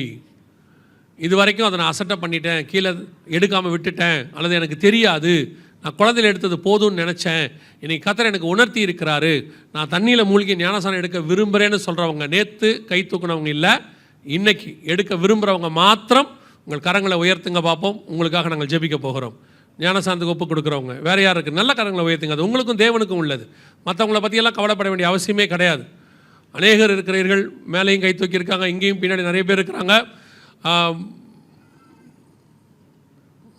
கொஞ்சம் நீங்கள் முன்னாடி வர முடியுமா? உங்களுக்கு நாங்கள் அதை பேர் எழுதிக்கிட்டு உங்களுக்கு ஞானஸ்நானம் கொடுக்கறதுக்கான ஒரு ஆயத்தத்தை நாங்கள் சொல்லுவோம். ஞானஸ்நானத்துக்கு ஒப்பு கொடுத்தவங்க மாத்திரம் முன்னாடி வாங்க பார்ப்போம். கொஞ்சம் வேகமாக. மற்றவங்க எல்லாம் கண்களை மூடி உங்களுக்காக ஜெபம் பண்ணுங்கள். மற்றவங்கள வேடிக்கை பார்க்க வேண்டிய நேரம் இல்லை. இது உங்களுக்கான ப்ரேயர் டைம். அவங்க வர வரைக்கும் பேச வேண்டாம், எதுவும் செய்ய வேண்டாம். ஞானஸ்நானத்துக்கு ஒப்பு கொடுக்குறவங்க மட்டும் இந்த பக்கம் ரைட் ஹேண்ட் சைடில் வாங்க பார்ப்போம். நாம் ஜெபிக்க போகிறோம். வேறு யாரும் இல்லை. மேலே இருக்கிறவங்க முடிஞ்சா கீழே வாங்க பார்ப்போம்.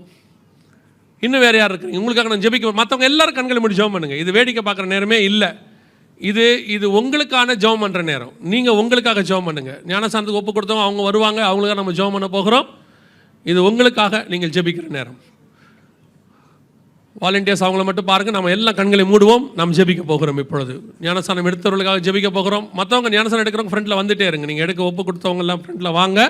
நம்ம உங்களுக்காக ஜெபம் பண்ண போகிறோம். கண்களை மூடுங்க. நீங்களும் கண்களை மூடுங்க. நாம் ஜெபம் பண்ணுவோம். மற்ற எல்லாரும் கண்களை மூடுவோம். நாம் கடைசி ஜெபத்தை நாம் செய்ய போகிறோம். கர்த்தர் உங்களோடு கூட இந்த 3 நாட்களும் பேசியிருக்கிறார். காரணம் என்ன தெரியுமா? இந்த திருச்சபை பரலோகத்தில் இருக்க வேண்டும் என்று கர்த்தர் விரும்புகிறார். விருதாவாய் கர்த்தர் ஒரு இடத்திலும் பேசுகிறதே கிடையாது. நெடு நாளைக்கு முன்பாக இந்த திருச்சபையை ஸ்தாபித்தார். ஊழியக்காரரை கொண்டு வந்தார். அவர் மூலமாக விதைகளை போட்டார். கர்த்தர் விளைய பண்ணினார்.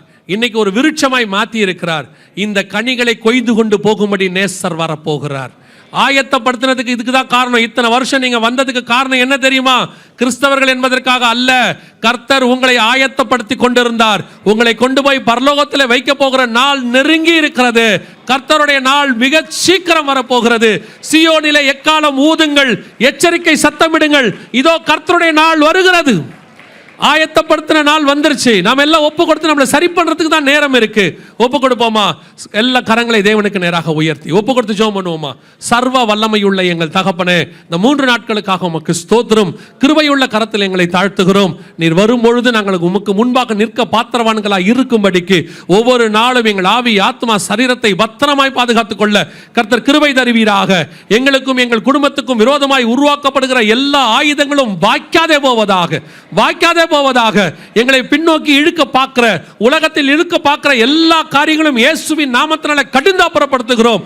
ஆண்டவரே, நாங்கள் உண்மையும் உத்தமமும் கரை திரையற்ற சபையாக, கற்புள்ள கன்னிகையாக, ஒரே புருஷனுக்கு நியமிக்கப்பட்டவர்களாக, தேவனுக்கு முன்பாக எப்பொழுதும் காணப்படுகிற திருச்சபையாய் கர்த்தர் எங்களை நிறுத்த போற தயவுக்காக உமக்கு ஸ்தோத்திரம்.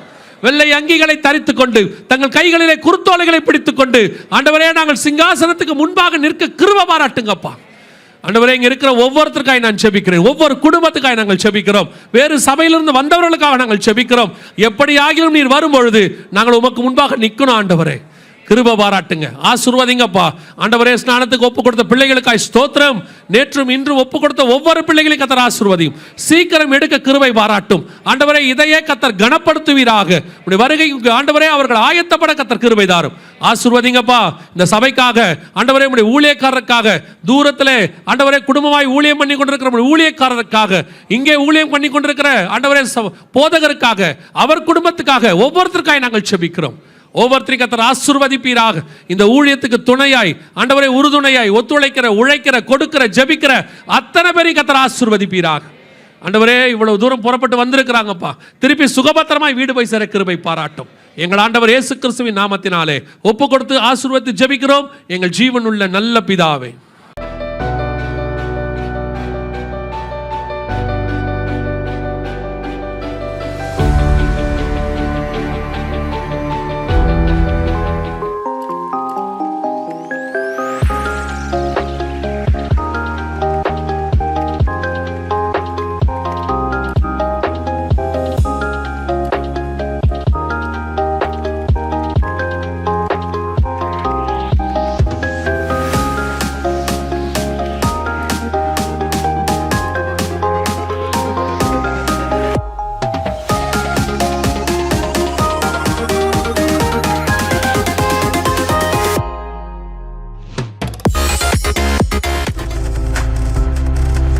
நீங்கள் பார்த்து கொண்டிருப்பது உங்கள் ஜாய் டிவி. உங்கள் துக்கம் சந்தோஷமாய் மாறும்.